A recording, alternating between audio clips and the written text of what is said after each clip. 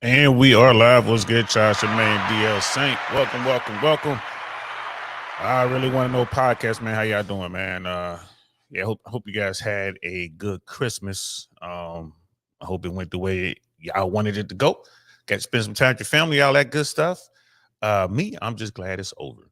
You know what I mean? Now we're moving forward. Just can't wait for New Year to get here, man. Let's get things started right. You know what I'm saying? It's like that set it off song, man. Y'all want this party started right. Y'all want it started quickly, right? Yeah, I want to set it off in 2024, y'all, for sure. For sure. So I hope you guys are doing good. Hope you guys are doing good. I spent a lot of time yesterday just putting up a bunch of shorts because I didn't really want to do a stream. I figured everybody would be busy. It's Christmas night with family, and then I'm doing shorts, I'm posting stuff, and I'm looking at YouTube, and everyone's like doing content. Like, but I know for next year. I know now. I'm like, oh, okay. We ain't taking a break for nothing, huh? So, yo, I just thought that was funny.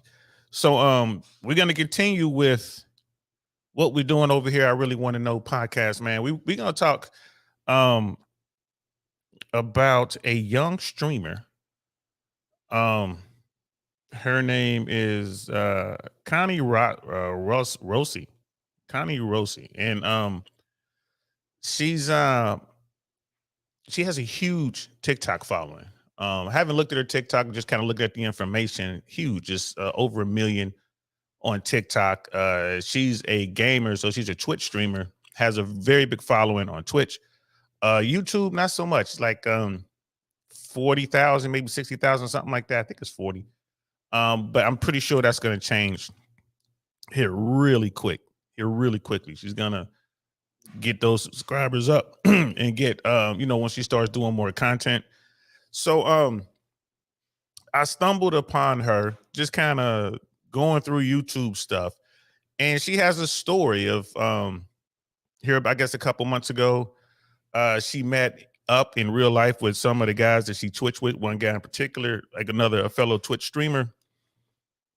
He flew to her. She's in Southern California. She's in Orange County. At the time I was watching the video, I didn't know that. I'm kind of, I'm like, well, I wonder where Shorty is. And I'm watching the guy's video. He's like getting on the airplane. He's flying out to Cali. It's like, oh, I'm going to LA, South LA to meet her. I'm like, ooh, that could be dangerous. But she's in Orange County. So, it was cool. Dude was all right. Looks like she's in a good neighborhood, or at least they went to a good neighborhood because they had this basketball thing, bro. So, yeah, we're going to get all the way into it, guys. But before we go any further, I forgot we got an intro. I got to hit that intro, y'all. And we are live. What's good, y'all? Welcome, welcome, welcome to the I Really Want to Know podcast, y'all.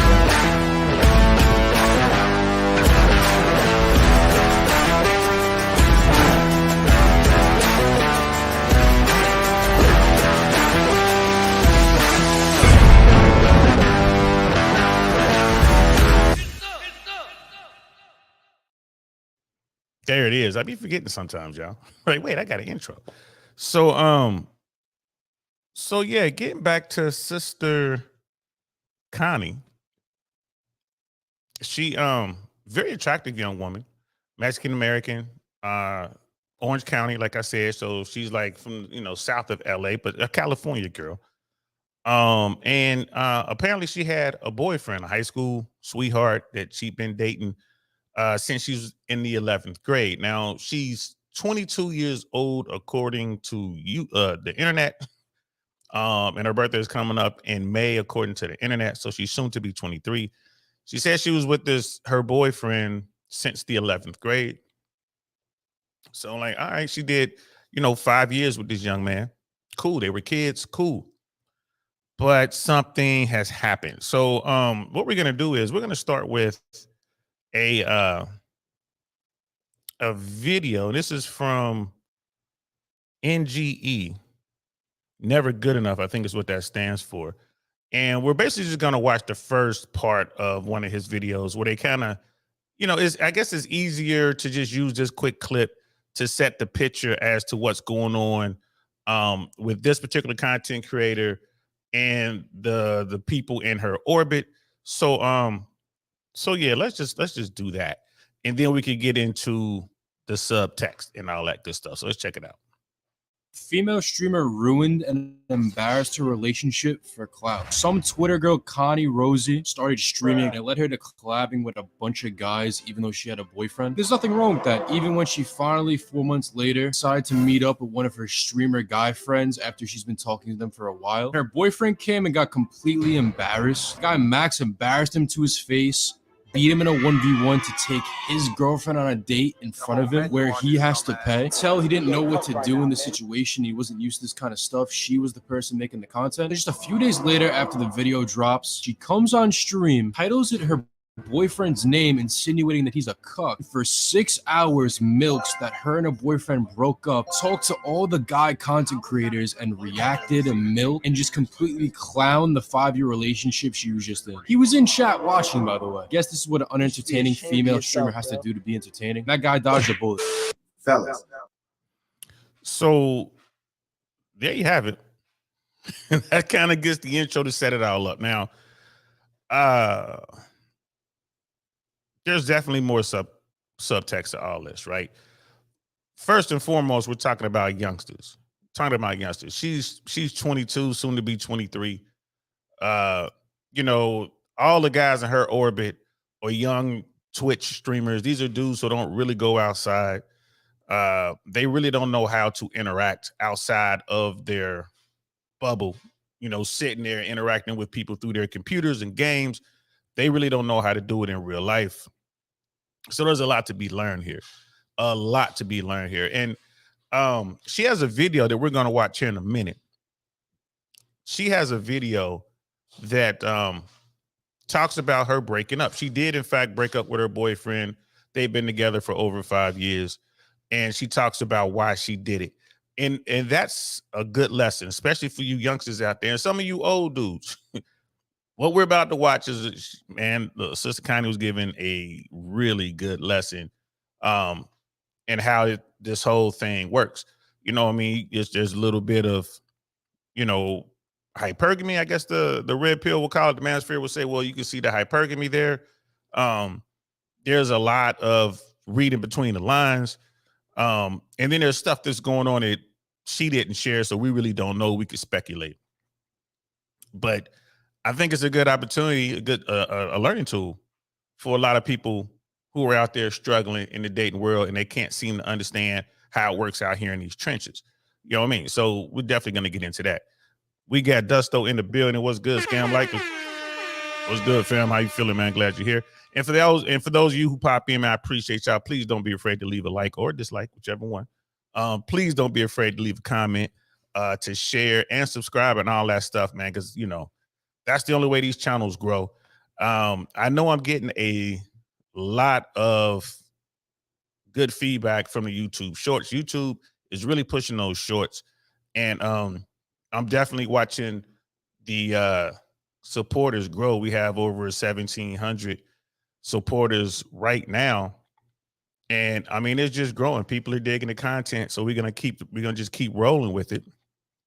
So please, you know, don't be afraid to like and subscribe. Appreciate that. Check out the shorts. If you're on the page, just hit that notification bell and you'll be notified when the shorts come up. And you know, don't be afraid to comment on those as well. So yeah, man, let's get to her video. Now she has a video. Again, this is a pretty big social media influencer. She's doing really well. And, you know, for a 22-year-old, like she's only been out of high school like 4 years. I don't know if she went to college. Maybe she did, maybe she didn't. I don't know. I don't have any other background information on her other than, you know, seeing some of her shorts and watching some of her streams on Twitch. She comes off, you know, she plays rough with the boys. Like when she's in there and she's gaming and she's playing rough with the boys. She's a very, very attractive young woman. You know, her body is really in shape. She is absolutely at her peak. When you talk about, you know, like her value on the marketplace, right? So there are millions of eyeballs on her. And then there are, you know, literally thousands of men in a position where they could probably try to shoot their shot to get at her, right? And she knows this. Like she's keeping herself together. She, like I said, she goes hard on Twitch. I think she's a professional gamer now. So she's kind of doing that. You know, she's moving in that world. I have no idea how that world works. but that's what she's doing. And she's trying to map out her future. And apparently it just didn't have a place for her boyfriend.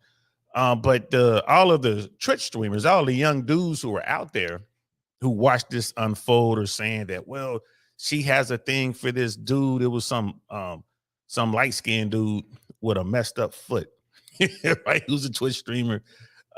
She like his toe is jacked up, y'all. He like actually filmed it on one of his videos. I'm like, I've seen some bad stuff before. I'm like, bro, you need to go see a doctor, man, get that broken and reset or something. But it is what it is. So people were saying that she was into the streamer guy and she wanted to just holler at him, which makes sense. That's what these young dudes are going to say because they don't have any frame of reference. They've never really dealt with women in their world for the most part. They certainly haven't dealt with attractive women. So and most of them seem to be off when they were saying what they were saying. So she decided to put together a video. And she put this video out 2 weeks ago, and she basically broke down the reasons why she decided to move on from her relationship with her boyfriend. And again, this is all content. This is how people roll. Well, let's put this up on the split screen. So that's her right there.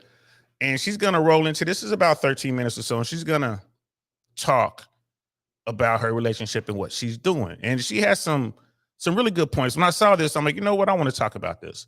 Definitely want to talk about this and see what lessons we can glean from this situation. Now, I'm here. First of all, I want to say, I ain't gonna lie to you. I feel bad for her, and I feel bad for her boyfriend or ex-boyfriend, whatever he is. I mean, they spent the opening years of their adulthood together, right? And in one of the videos, they had a lie detector scenario going on that's out there. You guys can find it. It's not hard to find. It's pretty easy to find. Where in one of the questions she was asked is, does she only have one body? In other words, she's only been intimate with one person. And she said yes. And the lie detector people were like, she's not lying. She told the truth. Now, I don't know what kind of technology they're using with this lie detector. I don't know how reliable it is. The person who's reading the results, who knows what they're doing? I don't know if that was scripted, whatever. But if you accept it for face value, they're doing this lie detector thing, and they asked her about her body count. She said one, which was, of course, the ex-boyfriend. So let's get into it. Let's hear what she has to say about all this. Again, this is Sister Kani. Here we go. Hello. How are you doing? I forgot I'm not streaming. I don't know why I asked how you guys are doing. Okay, you could tell me in the comment section anyways. I don't really mind. So I made this video because I am finally comfortable to answer many people's questions about my relationship. My relationship with Aaron. If you haven't tuned in, a lot of people pretty much assume that I broke up with Aaron over a 1v1 video. I just pretty much obliterated a 5-year-old relationship for another internet guy, and I'm gonna be honest with you, that's lame. I would never do that. I would literally never do that. That's fucking lame, right? So in the video, I pretty much explained myself. I wanted it to be as simple as possible at that moment. Like, hey, I'm not comfortable enough to talk about it because it is still kind of fresh, and I was very emotional about it. So obviously, if I'm not comfortable talking about it, I'm not going to talk about it. But now I'm comfortable. I gave myself quite a bit of time to myself to reflect on like the whole thing, and it's been tough. It's not easy to be a content creator, right? You got to be active on social media, act like you're happy all the time after you just got out of a 5-year-old relationship. It's not easy. So that was the main. So I know a lot of folks might be thinking like, yo, Saint, why are you listening to this young girl? Like, I mean, she is young, especially compared to me. I'm probably older than her parents, you know what I mean? But a lot of people today, especially in today's current dating marketplace, aren't far removed emotionally and mentally from where she is right now in these Twitch streamers. Like when you look at these people out here, like the world has drastically changed. Like seriously though, these dudes don't go outside. They experience the vast majority of the world through their computer screens or the screens of their phone or tablet or whatever device they're using. They're not outside, right? So, I thought that this would be a good video to discuss these sort of things and help these guys become better versions of themselves. Because let's face it, most of the dudes that are watching this, uh, dudes who are watching this live, people who are going to be watching this in team replay, they would love to be with a woman this attractive. They would love to have themselves a quote unquote baddie. This is a beautiful young woman right here. And if you're watching this video, you notice she doesn't have the crazy long nails, and she doesn't have on tons and tons of makeup. That's just on this video. If you go to her Instagram, you'll see the long nails, you'll see the makeup, you'll see the thirst traps. You'll see her looking good. Now, a lot of people like, is it a thirst trap or is it just her being comfortable with her body? You got to ask her. I don't know. You know what I mean? I don't know. But just to go back to the main point, there are plenty of dudes out there right now that would love to have this woman as their woman. Plenty, but they don't have the first clue of what it takes to even approach a woman like this, let alone have her like at your house and in a relationship. Most dudes don't understand that. And that's when we get to that top 20, bottom 80 thing. It takes game. It takes game. It takes understanding. It takes knowledge to be able to just have a conversation with a young woman like this. For an old dude, it's easy to talk to young girls because they don't have a lot of experience. The older she gets, the more experience she has, the more scars she gets. And I'm talking about emotional scars, scars you can't see, the more difficult it is. You know what I mean? And the least likely you are really to want to be with a woman like that. Because if she goes down a certain path, it could be a wrap. Like, you ain't gonna want to deal with it. I don't care how pretty she is. We got Brother Viking Paradigm in the building. What's good, fam? Merry Christmas to you too. I hope all was well yesterday for you and the family. Let's continue. Question: why did you break up? So I was seeing a couple of comments of people saying, oh, she doesn't want to explain herself because she doesn't have a good reason. She obviously wants this other content creator. She cheated on him, blah blah blah blah, a bunch of nonsense, and the internet's going to be the internet, and I can't really hold people back from saying what they think. I can go ahead and correct them, but if they want to go ahead and live in like a little fantasy land where they think it's real, that's their own problem, okay? But I'm going to say it how it is. So me and Aaron were pretty much high school sweethearts, right? We met at a very young age. We were juniors in high school, and we pretty much dated for 5 years. The thing is, I feel like a lot of these high school relationships, people get too comfortable. They forget that it's not high school anymore and we're adults now. And that's good right there. People get too comfortable.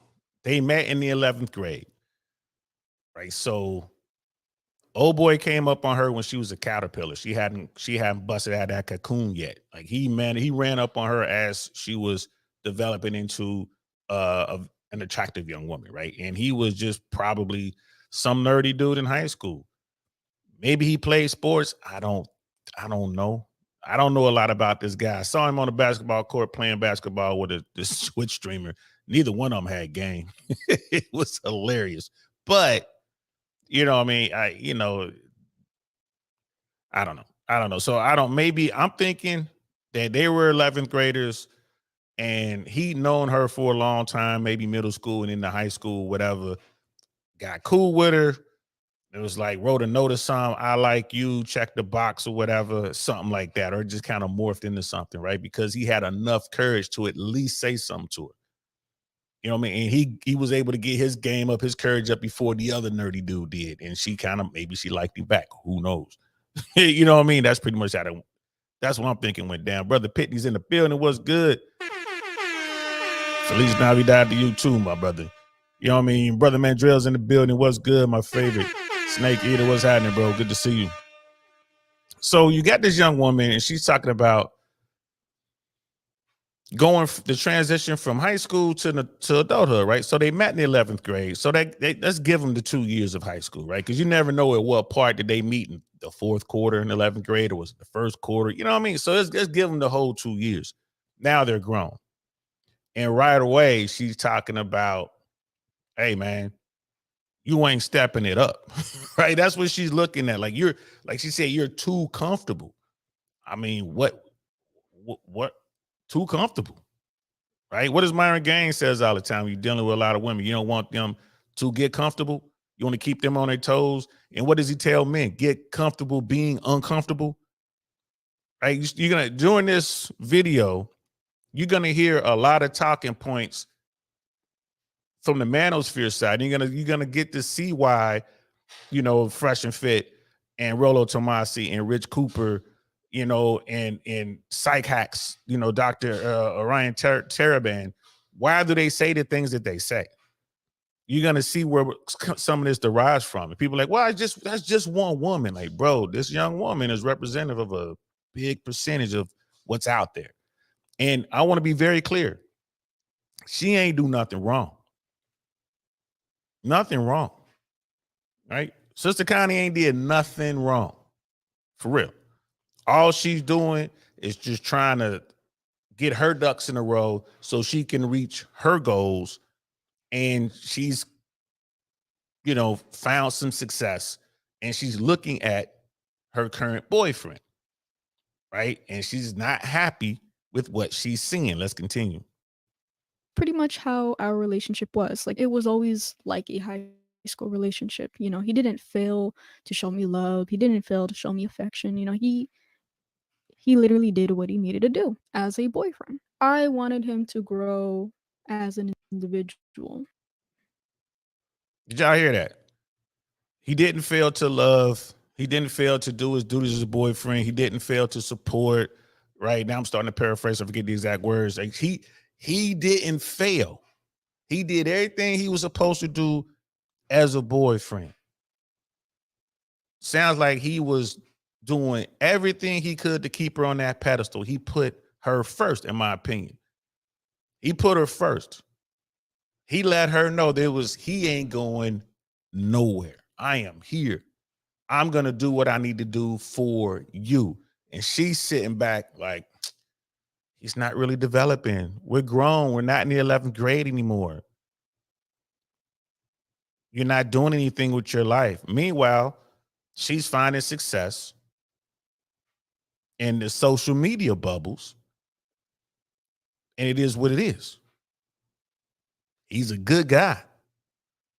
And there's no denying it. She's like, he is a good guy. And this particular good guy finished last. You know, I wanted to make sure he wouldn't get too comfortable. I made sure that I wouldn't get too comfortable. You know, I was super consistent with my streaming, my editing, all these things. You know, I wanted to make sure that I would have a career in something, whether it's streaming, making videos, making skits, memeing on Twitter, you know, doesn't matter what it is. Like, I knew I had a career in this kind of industry. So I was kind of inconsistent, but I was also consistent, but I wanted to make sure that it was on my plate. Now for Aaron, I'm not going to go too in detail about his careers and stuff like that. I feel like that's just a little bit too personal. But I feel like there needed to be much more growth, not just from my end, but from his end as well, right? She's like, I'm not going to go into his careers and what he was doing, but she just wanted him to have more growth. His potential wasn't where she needed it to be, right? Y'all hear this all the time, right? He is focused on her, and she is in this field where, you know, like, I'm going to give it to her. Shout out to her. She's doing her own editing work. Hey, y'all, man, editing is a pain in the ass. I ain't going to lie to you, bro. I hate editing. I'm sitting here now in my 2024 plans. I got to teach myself to edit, and I don't want to, but I have to. I have to know it. But she's doing the content. She said she wasn't that consistent, but she kept plugging away. And it sounds to me that she got to a point where she decided, okay, I'm going to do this. I'm going to go for this, which is smart. I'm not going to lie to you. I am not mad at her at all. That's a smart move. If I were her uncle, or if I were some sort of confidant, I would say, hey, man, I ain't mad at you for doing that. Now, we'll talk about the sexuality. I would definitely talk about that. You know, we'll have that talk. All money ain't good money. Like, you know, how are you painting yourself out here? You know, we would talk about that, because just looking at her Instagram and stuff like that, and we'll go and look at that a little bit later. You know, if you just Google her and look at the pictures online, it's like, oh, okay. Okay, I see what you're doing. So it kind of gets into that, you know, what you want to do for this bread sort of thing. Right. So, but let's continue. But again, he wasn't progressing the way she wanted him or needed him to progress compared to her progression. She's becoming successful. She's getting clout. She's getting, you know, fame. She's getting money. And she's looking at him and she's expecting him to, at a minimum, at least maintain or keep his level at her level. But she really wants him to do better, right? But at least be where I am. But she's pulling away. That sound familiar, yeah? And we were pretty much always together, almost always together. And I'm not gonna lie, I feel like I was holding him back. Not in a sense where like I didn't want him to do anything, like, oh, don't do this, like be with me. Oh my God, don't go to work, do this with me. I wasn't like that. You know, I always encouraged him to work. I always encouraged him to study, you know. I didn't want to hold him back. So I didn't break up with him because I don't love him. I didn't break up with him because I didn't care about him or that I wanted to cheat on him or I cheated on him. It was never anything like that. So she was saying, I didn't want to hold him back. That is like I guess that's the new version of it's not you, it's me talk. Like when we was coming up, that would be the talk. Oh, it's not you, it's me. That's the game we used to hit women with. Oh, no, baby, it's not you, it's me. I got to figure myself out. Look, nah, baby, you know, you deserve, you know, a man who knows where he is and what he's doing. We would say whatever, bro. End of the day, like, I'm tired of smashing, moving on. I just don't want you mad at me. So I got to come up with some way to push you off. You know what I mean? So you ain't mad at me. And then maybe I could, you know, I could circle the block a few times in the future. You know, I might bump into you 3 years down the road. You know, I might want to go ahead and indulge one more time. You know, like, can I hit that one more again? While you got your boyfriend over there? It's part of the game. It's part of the game. You always want to leave her when she's like still wanting you. And that's what she's doing. She's leaving dude, and dude obviously wants her. Why wouldn't he want her? He's going to have a hard time replacing her even in Orange County. There's a bunch of beautiful women in Orange County, bro. You know what I mean? Especially Latinas, man. You're talking about women of Mexican descent, which she is. You know what I mean? She looks like Rosalyn Sanchez. look her up. Rosalyn Sanchez is fine. Still fine. She reminds me of Rosalyn Sanchez, but she is looking at him and he is doing what he believed he should be doing.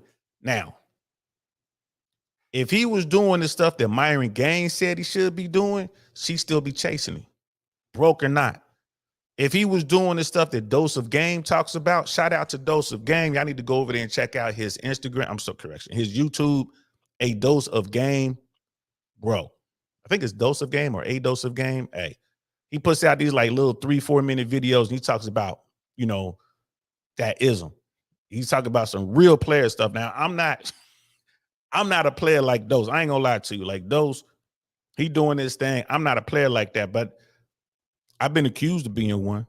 I got moves like one, but I'm not a player. It's just I understand the game from a player perspective. And I've lost every time I lost out here.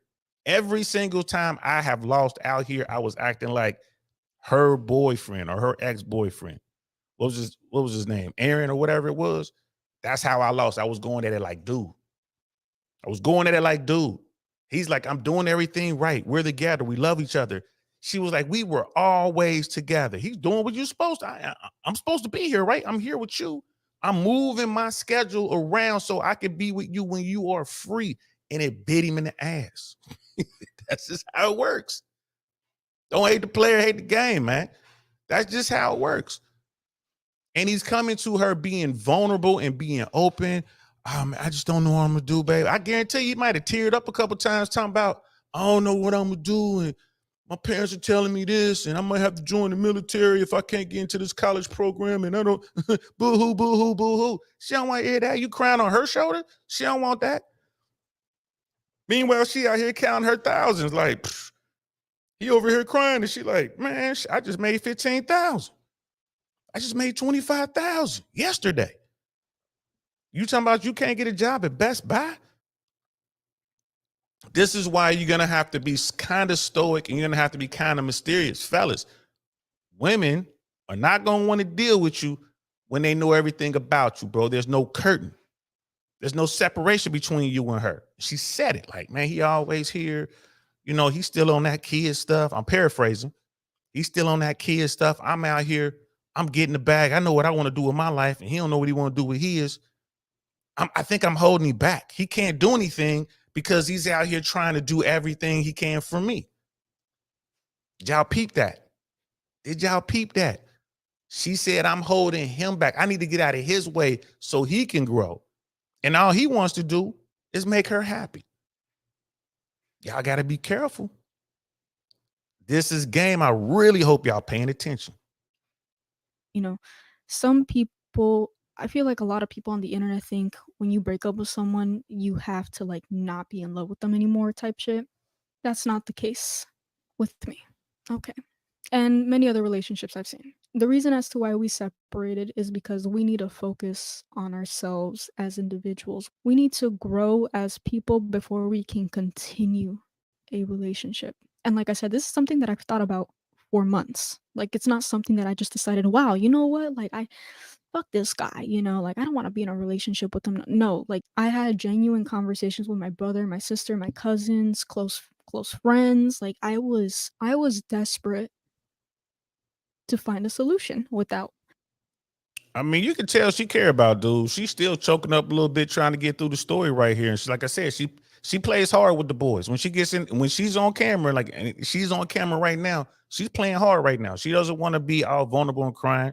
She said she talked to a whole lot of people, some family members, but she didn't say she talked to her mom and dad about this. Or maybe she did, she just didn't want to mention it. Because I guarantee you, mom and dad, like, you stay with that boy right there. You stay with that boy. Don't worry. Stay with him. But she needs to have someone at her level or higher. She's got millions of followers on social media. She's making some bread. You know, I would not be surprised if she's doing way better than six figures. I would not be surprised at all. And again, if she's doing six figures, she needs a guy who's doing more than six figures, right? How many 22-year-olds you know making six figures or more?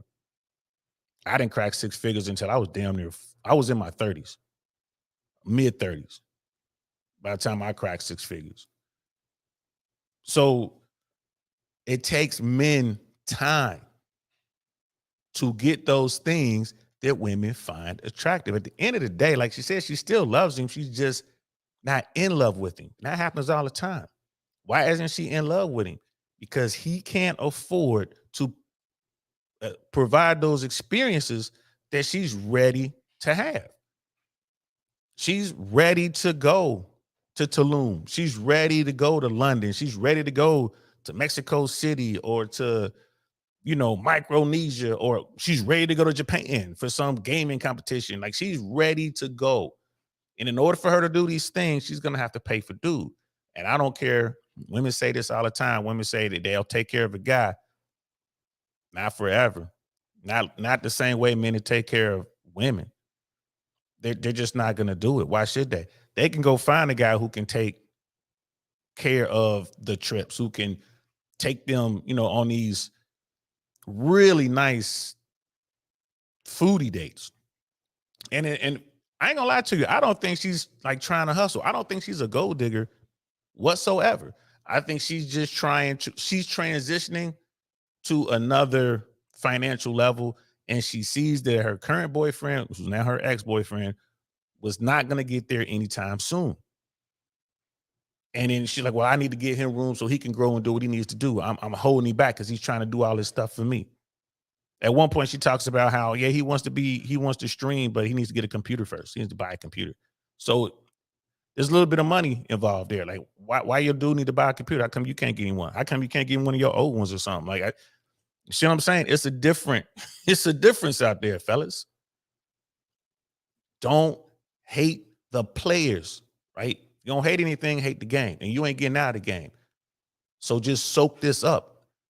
Become a better version of yourself. So women won't be quick to leave you. Having to break up. I even went on the internet type shit like, what do I do in this situation? I'm over here asking Chat GPT, like, what should I do? What the fuck should I do? Blah, blah. That I chat was GPT. desperate. I was desperate because I didn't want to jeopardize our future, right? Because let's be honest, you can't have a stable relationship if you're not stable yourself, right? And that was my biggest worry. So I wanted him to be emotionally, physically, and financially stable as an individual. I wanted him to find himself, you know, because it seemed like he was a little stuck. And just like any other people in like their early 20s, a lot of people are stuck around this age, right? I feel He seemed like he was a little stuck. She couldn't give him a nudge, you know what I'm saying? Get him unstuck. Here go a computer. Let me show you how to edit. Now, all that stuff could have happened. Maybe she was like, hey, won't you learn how to edit? Or, hey, you can help me grow the platform by doing this or that. Or, hey, I want to do some in real life stuff. So why don't you learn how to, you know what I mean, work with me on the camera stuff, like do the angles or whatever. Maybe she offered that. I don't know, but I'll tell you this. The fact that she spent time talking to people that she trusted, going online, going on YouTube, asking Chat GPT, like she does care about this guy. Like she doesn't want to just hurt the guy. But guess what, man? Life hurts, man. Life hurts. Ain't no getting around it. Trust me, dude crushed right now. And he can't figure out why. But what he wants to do is keep himself in a situation where he's close to her. You know what I mean? He'll put himself in that friend zone and sit down in the friend zone, you know, at least with a woman that at least he smashed, right? I mean, she said it. Like, I've only been with one guy. Apparently he's the dude. Apparently he's the guy. And here's the thing there's a chance. There is a chance that he might not be the guy. There is a chance that they've been together for 5 years and he didn't even smash. Slight chance. I don't believe that's the case, but there are guys out there who will fall in love and they don't even, young guys, they're not even thinking about the physical, man. They ain't even trying to smash, bro. It does happen. It does happen. I'm not saying that that's the case here, right? Like he was doing the whole, you know, lie detector part of the video. He was there. The boyfriend was there, and the questions were being asked. So I don't think that he's a virgin and she's not. I'm pretty sure that they were each other's first. Brother Penny was saying, most women don't realize that it takes more time for men to set themselves up. Even the few that understand don't have the patience to wait for their man to get there. Yeah, that's a perfect example right here. Perfect example right here. And if she was out there looking for information, she stumbled upon some red pill stuff, bro. She stumbled upon, you know, like a Jordan Peterson or whatever. And I'm pretty sure she saw a little bit of content out there that was stating that fact right there. It takes time. It takes time for men to make it. You know you're down bad when you're asking Chat GPT for relationship advice. Facts, man. Facts. Hey, Chat GPT, how come I want to leave my boyfriend? Boy. But we're going to get to a point where Chat GPT is going to be able to answer that for you and be better than a psychiatrist or a psychologist or your best friend. Because Chat GPT is going to know everything about you. You're think about that. We're going to get to a point where you have your own Chat GPT that just follows what you do every day, all day. That computer, that algorithm is going to know you better than yourself. So we're going to come to a day when you just talk to, hey, Chat GPT, what's going on with me? And it'll just tell you. But wow, that's where we are. But man, listen, at least she cares about the guy, right? Why does she really care about this guy? Because he was the first. She's only got one body. Now, as she moves on in this life and she gets out there and starts doing her thing, she's not going to be as attached to the guys down the road. And it depends on how many dudes she goes through. She's not going to be as attached because, well, let me reword that. She will be attached, but they're going to move on. And then she's going to try another guy. And then he's going to move on. And then she'll try a couple bums just because she wants to get them other two guys out of her head. Before she realizes it, she could have gone through 10, 15 dudes, 20 dudes before she even realized, before she even comes up for air. Like, man, I smashed all these dudes. Uh-oh. Right. And every time it's be, you know, there are people out there that say that, you know, every time it becomes harder and harder for women to attach. to pair bond, I guess the term is what they use, right? And there are people who agree with that, and there are people who do not agree with that, right? Are there women out there that can smash 1,000 guys, and you know, guy 1,001 is her soulmate? Is that possible? Sure, it's possible, right? Is it likely? Nah, I doubt it. Because something goes wrong, she's gonna go back to smashing dudes again. But again, it is what it is. She right here, and again, I don't think this little sister ain't do nothing wrong. Little sister Kani, she ain't do nothing wrong. She just out here trying to figure it out. But she knows that guy right there, her ex, will do anything for her.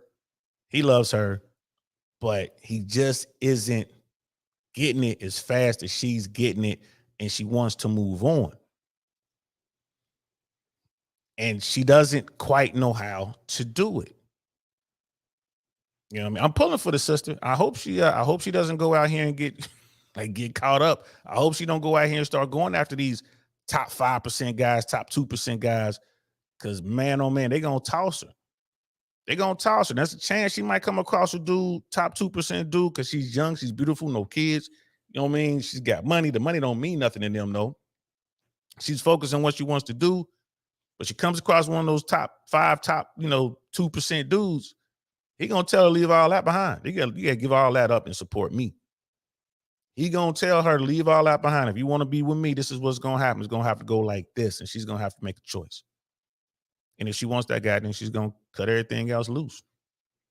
And she's just gonna be with that guy. Right. And then she's gonna have to deal with that guy being highly sought after. That dude might still be out here smashing or whatever. 5 years down the road, 10 years down the road, hell, 5 days after the relationship gets started, he might go out there and smash something.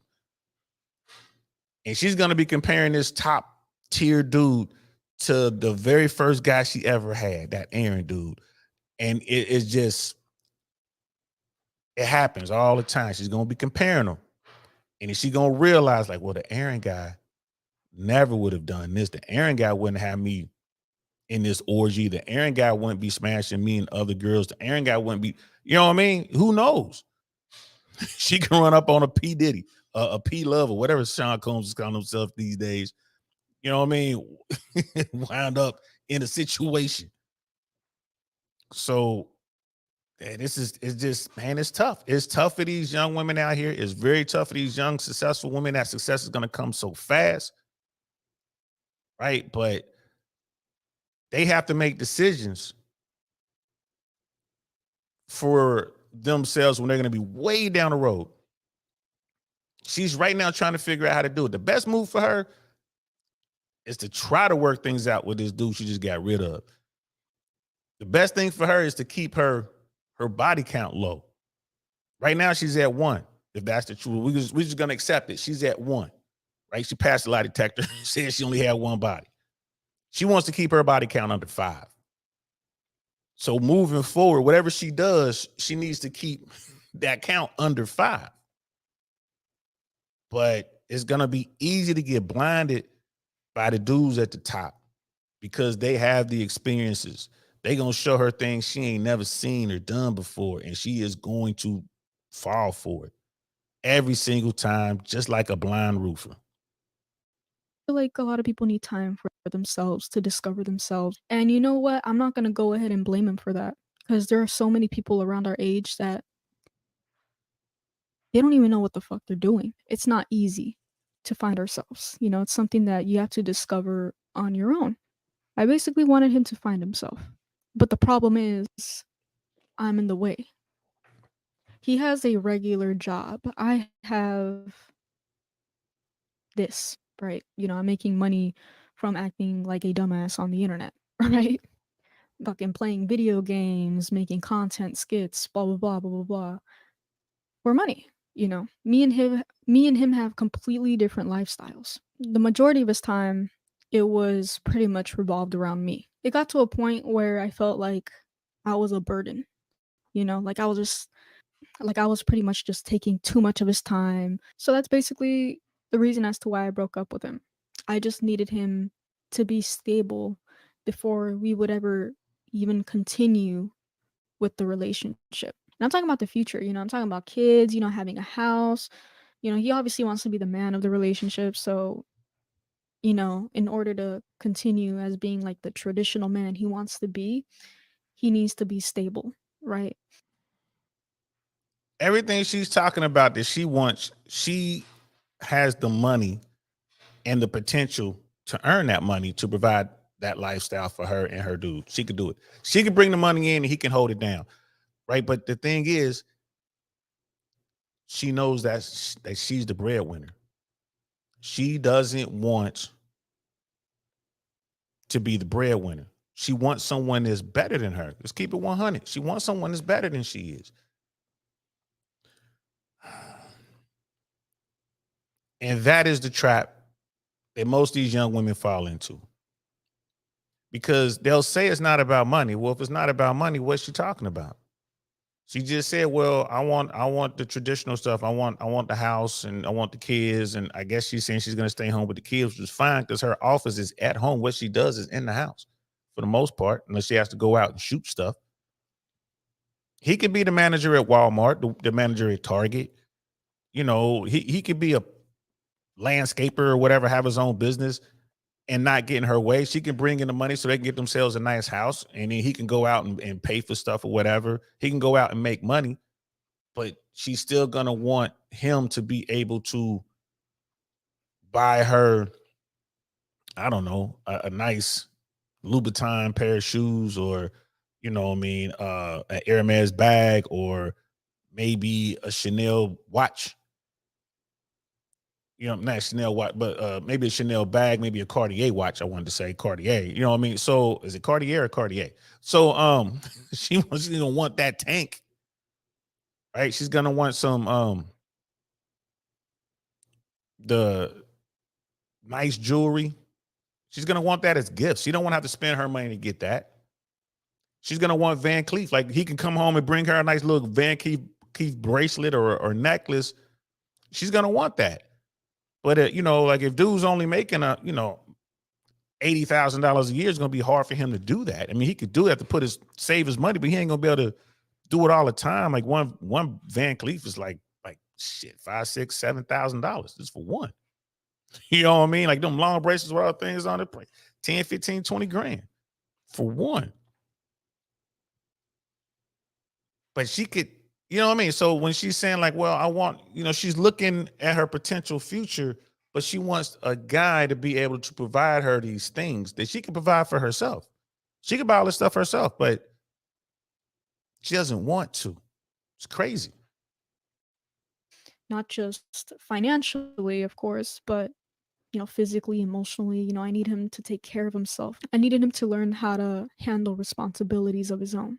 So our breakup, it was pretty smooth, and it was a very, very difficult conversation. Like it wasn't something that I wanted to do. Like I said, it's something that I had to think about for months. You know, it wasn't something I just thought out of the blue, you know? Like it was very tough to even talk about it. And luckily, he understood. Okay, like it wasn't something like that caught him off guard. He was fully aware of what I was referring to. And we both didn't want to do it, but we needed to. But I'm the one who Yeah, he understood. Things change.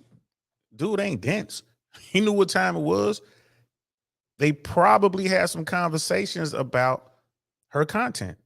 They probably had some conversations about, you know, how she was gonna do on Twitch. Probably told him this is what I'm doing, this is what it is. He could, you know, maybe he was like, well, do you have to do it on Twitch? I mean, can't you just do it the way Pokemon does it? You don't have to get on the thing with these guys, do you? And she's like, no, I have to build it up. This is the best way to build it up, and I'm playing games and I'm good. And maybe he didn't like it. And she's like, I don't care what you like, homie. This is what I'm doing. And he doesn't necessarily have the leverage, right? So, and most guys out there thinking like, well, you need the financial leverage to be able to really put it down. You got to have that game, man. You got to be in her head, bro. She got to really be into you. Like if she's really into you and you're like, all right, well, just go ahead and do what you want to do, baby. I'm gonna holler at you. You get up and walk away. Why you walking away? Why you walking away? Why you tripping? Just, hey, I gotta go. I'll talk to you later. You know what I mean? Leave her on red and all that stuff you young kids are doing. You know what I mean? It's got to be real. Like, you ain't just doing it as a game. You going to the next one. All right, man. Good luck to you, baby. I do love you, but bye. If you're that guy, you don't have to be wealthy. You can be an average dude, but if you got that kind of game, you got that kind of pull, she really wants you, then she's gonna come to you like, okay, what do you want me to do? Tell me what to do. But she don't see him as that. She doesn't see him as that leader. She doesn't see him as the guy. So he has to go. But she does love him. Crazy, huh? She does love him. She does love him.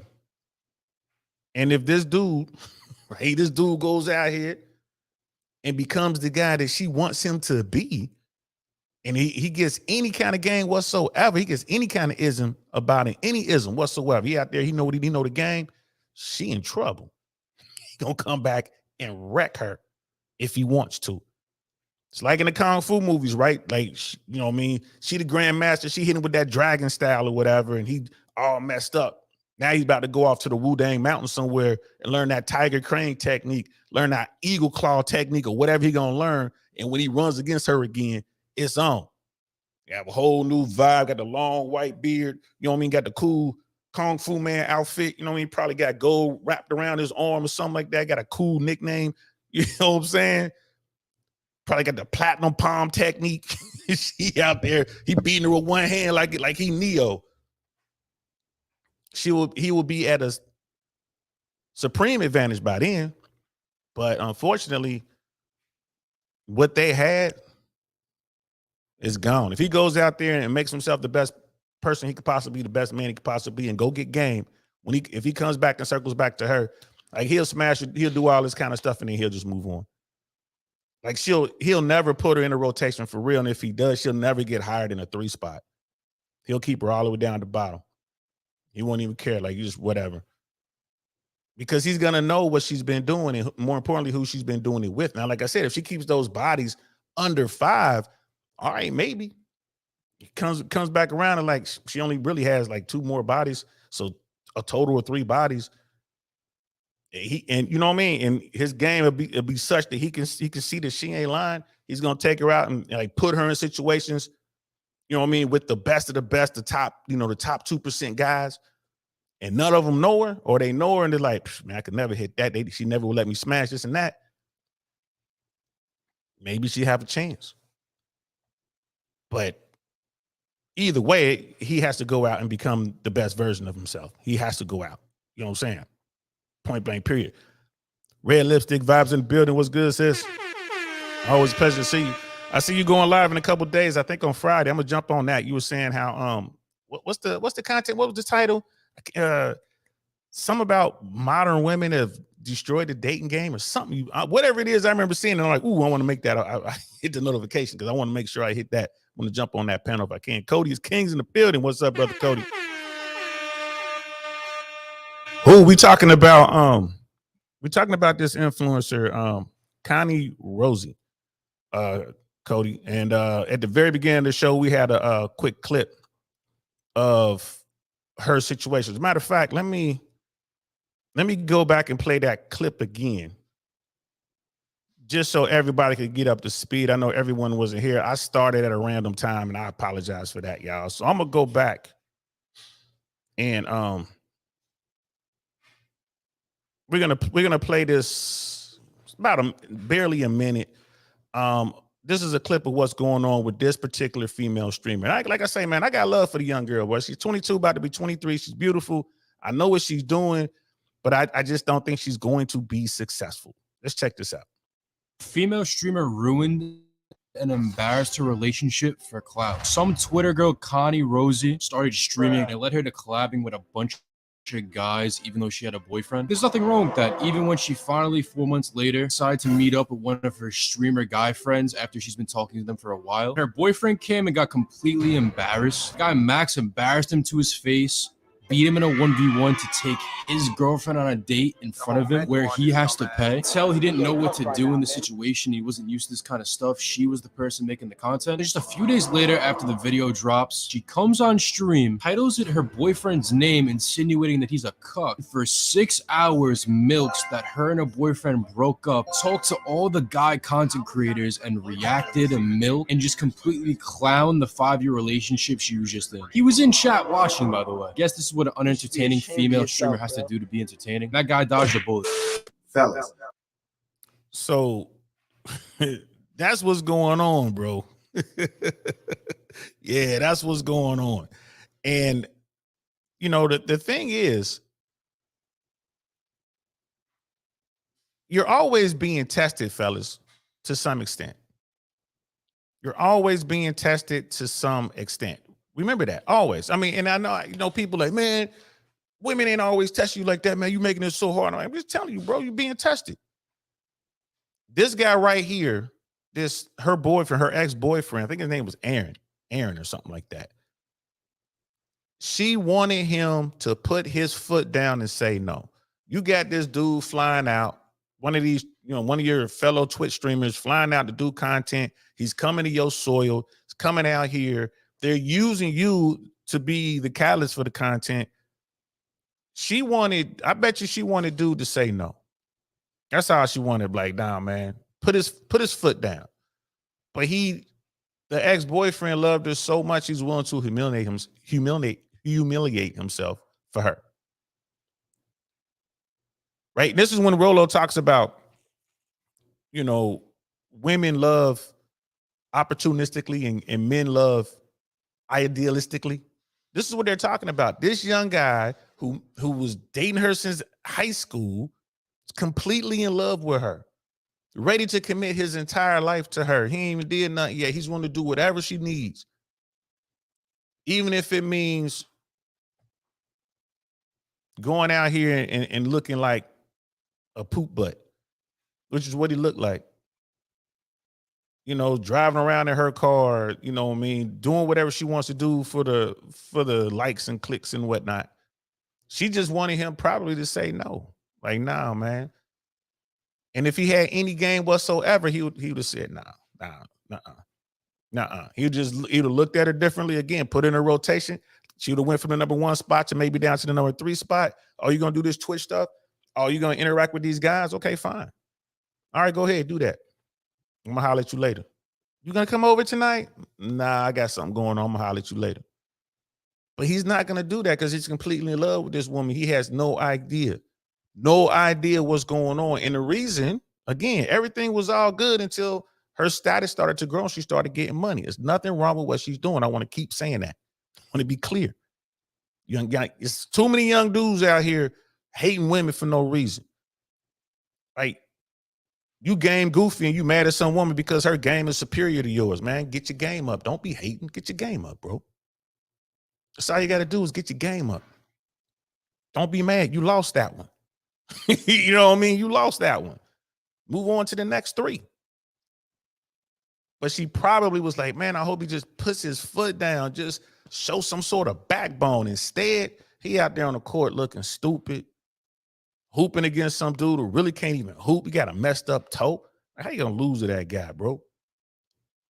I mean, it's just doing a lie detector test thing. And even the Twitch guy got mad because when he got out there, he realized little shorty, Connie, she ain't thinking about dude. She's like, man, nah, bro. This is all for content. Dude got mad when he got out there. When he realized, oh, it ain't even popping like that. He couldn't see through the game. He game goofy too. Most of you Twitch dudes out there, y'all ain't been in the trenches. Y'all ain't been out here in the real world. Y'all game goofy. All y'all. It is what it is. And the only way to get up on this game is to get out there. Yeah, it's cool to be on YouTube or whatever platform you're on and learn the fundamentals, but you got to get out there, man. Y'all scared. There's so much talk out there about men being afraid to approach women, or like, oh, men just don't want to approach them. They scared of the rejection, bro. That's all it is, man. You got to get out there and get numb to it. It's going to be some rejection. It's going to be some rejection. That's what's up, sis. I'm definitely gonna be there. Definitely gonna be there Friday. I'm moving. I ain't got nothing going on Friday. I think I'm going out Thursday night. It's gonna be a lot. Yeah, I ain't gonna probably get in until Friday morning. So by the time I recover, I'll be able to jump on the stream. And she's like, "Oh my, yeah, that's what's going on with this." And Brother Pitney, the shit test never end. And you're right, it never ends, bro. Fame is necessary to get the girl and keep her. Fame is not necessary, my brother. Game is. Game is, bro. I've taken women from famous dudes. I was in LA for, I did a quarter, 25 years out there in LA. Trust me, bro. I've taken women from famous dudes, B-list celebrities, you know what I'm saying? And, dudes with money. That ain't hard. That ain't hard at all. Because women are looking for a certain type of man, and their confidence is the key. Simply because you out there and you know what I mean, you famous or whatever. Hey, nah, bro, it's not necessary. If your game on point, bro, for real, telling a woman no and walking away from her is the most powerful game out there, and it has to be real. It's women can tell the difference. You just out there talking. There's dudes out there who try to nag and stuff or whatever, and the nagging works for low caliber women, like women who really ain't got the game. Goofy girls, nagging works for them. It's kind of like the Jedi mind trick. It only works on the mind of the weak. You try to nag some woman who know what she got, man, she gonna laugh at your ass. She gonna laugh at you. But if you engage in the conversation, she say something sideways to you, and you disengage and bounce, she'll spend the rest of the night chasing you around the party or wherever. She'll be looking for you up and down the strip. Because she ain't used to hearing no. You see that on Fresh and Fit all the time. You know what I mean? Dudes are telling them, dudes are like, no, man, get out. You know what I mean? Or when they just had normal conversations, and the women are just like, wow, I've never had a guy tell me no before. It's like, yeah, that's the problem. Right? And Sister Connie, she needed her dude to tell her no, and he did not do it. So he has to go. He has to go. So, man, you don't need that fame, my brother. You really don't. You just need the game. Be true to the game. Game ain't about money, ain't about cars and jewelry and all that. It's not about that, bro. Right? You could be a dude who's gamed up and don't have a dime. Like I said, man, I was most successful when I was out there chasing women. I was most successful when I was broke. That time I spent from getting out of the United States Army and then waiting to get hired by the FAA. That's when I had the most women. That's when I ran the best rotations. I was broke, homie. I was broke, but I was gamed up. I didn't need money. I didn't have to buy drinks. I had women bringing me drinks. Right? I didn't have to worry about if I would take a woman out that was really into. I would run her through some shit, bro, before I actually took her out somewhere. Right? And I would have, if I took a woman out to a movie, she paid for dinner. Right? Because I'm like, man, you just come over to the crib. We can go to make it a Blockbuster night. It wasn't Netflix back then, it was Blockbusters. You come over to Blockbuster and bring a bottle with you. So I have her bring the bottle to the crib. We coming over watching a movie from Blockbuster. She getting the movie that I want to see from Blockbuster. Coming to the house, I'm smashing. I'm all up in the Foxy Brown, drinking alcohol. She drank, then I sent her on her way. Broke, homie. Was broke. Coming home from work, I was a cook. Short order cook at Perkins. Might be coming back from Perkins smelling like pancakes, but I got a dime waiting for me in the living room. My cousin be like, yeah, so-and-so's over here. Be calling on the landline like, hey, man, so-and-so over here. All right, here I come. You know what I'm saying? I'm on my way. I'll be there soon. Come in the house, shower, change, whatever, come back out, man, in shorts, little sweats or whatever. Man, we ain't going nowhere, baby. How come you never take me out? Because I don't have to. Right? You taking me out. That's game. That's what you need, man. Yeah, I had nice cars. Yeah, I had Audis, BMWs, Cadillacs. We had all that, man. My family had cars. I had cars. But it didn't mean nothing, bro. I didn't rely on that car. People like, who car is this? I'm like, I stole it. My standard line. My standard line. Right? Women would have to discover what I had at the crib. I never told you what I had, man, because discovery trumps disclosure 100% of the time. That's all game. This is the stuff when you watch Fresh and Fit. This is the stuff you should be gleaning. This is the game y'all need, fellas. Don't fall into that trap. These dudes who got the Ferraris, the Lamborghinis, the big chains or whatever. Yeah, they're gonna have certain type of women around them. Yeah, they smashing or whatever, but them women are getting what they want. They are taking resources. They're getting it. And what they doing with those resources, they're gonna turn around and give that money up either in one way or another. They're gonna give that money to the dude that they really into. Either they're gonna buy him stuff or they're gonna pay for stuff like experiences. And the girls don't care because the money came from the simpleton who he think he got game. Like, no, you don't. He out there pulling up in the Rolls Royce truck. And the women like, all right, whatever. But man, she gonna do whatever. And a lot of them chicks don't even be smashing right away. They be making these dudes wait. It's hilarious. It's hilarious the amount of resources they're able to extract from these simpleton dudes with no game. You know what I mean? So yeah, you don't need that fame, bro. Brother Cody, like, nah, it's pretty wrong that she would do that to her man. I don't think so, bro. I put it on him, man. I put it on him, man, because the game, I mean, the game is cold, bro. The game is cold. Now, this young dude needs to learn. Hopefully, he learns from this and levels up. But most guys just roll over, man. They just roll over, man. They want to quit. You can't quit, man. You know what I mean? You gotta get out there. Sister Red, she says true. You know what I mean? I said frame, not fame. Oh, my bad, bro. Frame. Yeah, I should be wearing my glasses. I'm sorry. Frame. You're absolutely right. Not fame. I saw fame. Sorry about that. Sorry about that. You know what I mean? Level Up Man's in the building. What's good? Yo, this brother came on. He jumped on the stream. I think the last live we did, he jumped on. We was talking about some stuff, man. And in the comments, man, some woman was gunning at him in the comments. I guess this is the new platform, bro. YouTube. Women out here using YouTube trying to get on, man. Dudes too. So what's good, brother? Like, the most powerful tool in a man's arsenal is his ability to walk away. Facts. Many guys in present day don't know how to use it due to scarcity mindset. Facts. And brother Pitney, I'm sorry about that, man. You said frame, not fame. Sorry about that, bro. I misread that. Y'all know Uncle Saint eyes are bad. I got glasses, man. It go a pair of my glasses, but these aren't the bifocals. These are just the ones for reading only. So if I put them on and I can't see nothing else, everything is all blurry. So my bad. Forgive me. Y'all got to forgive me. Second most powerful tool is the ability to tell her no. Absolutely. Absolutely. Brother Chris Smoky Hats in the building. What's good, fam? Game is game, bro. Good evening to you, bro. Game is game. I hope y'all, and by the way, I hope everybody had a great Christmas yesterday, man. I really do, man. For real, brother Chris. Never had a woman bring me drinks, but I did have women holler at me, though. Hey, man, hey, bro, get them to bring you drinks now. If a woman's really into you, dog, she'll bring you anything, man. She really will. A lot of people think, oh, you got to get the ugly ones, the homely ones, the fat ones. Nah, bro, dimes will bring you stuff, bro. Just tell them. Bring me this. They'll bring it. They'll bring it. And if they don't, they can't come over, bro. That goes back to that saying no, maintaining your frame, being able to walk away. You establishing it right there. Like, oh, you want to come through? Or bring this. Do me a favor. Stop at CPK and get me a margarita pizza. She'll stop at CPK. And she'll say, well, at least can you order it ahead? Like, okay, I'll order it. I'll send you the link. I'll order it. I need you to go pick it up.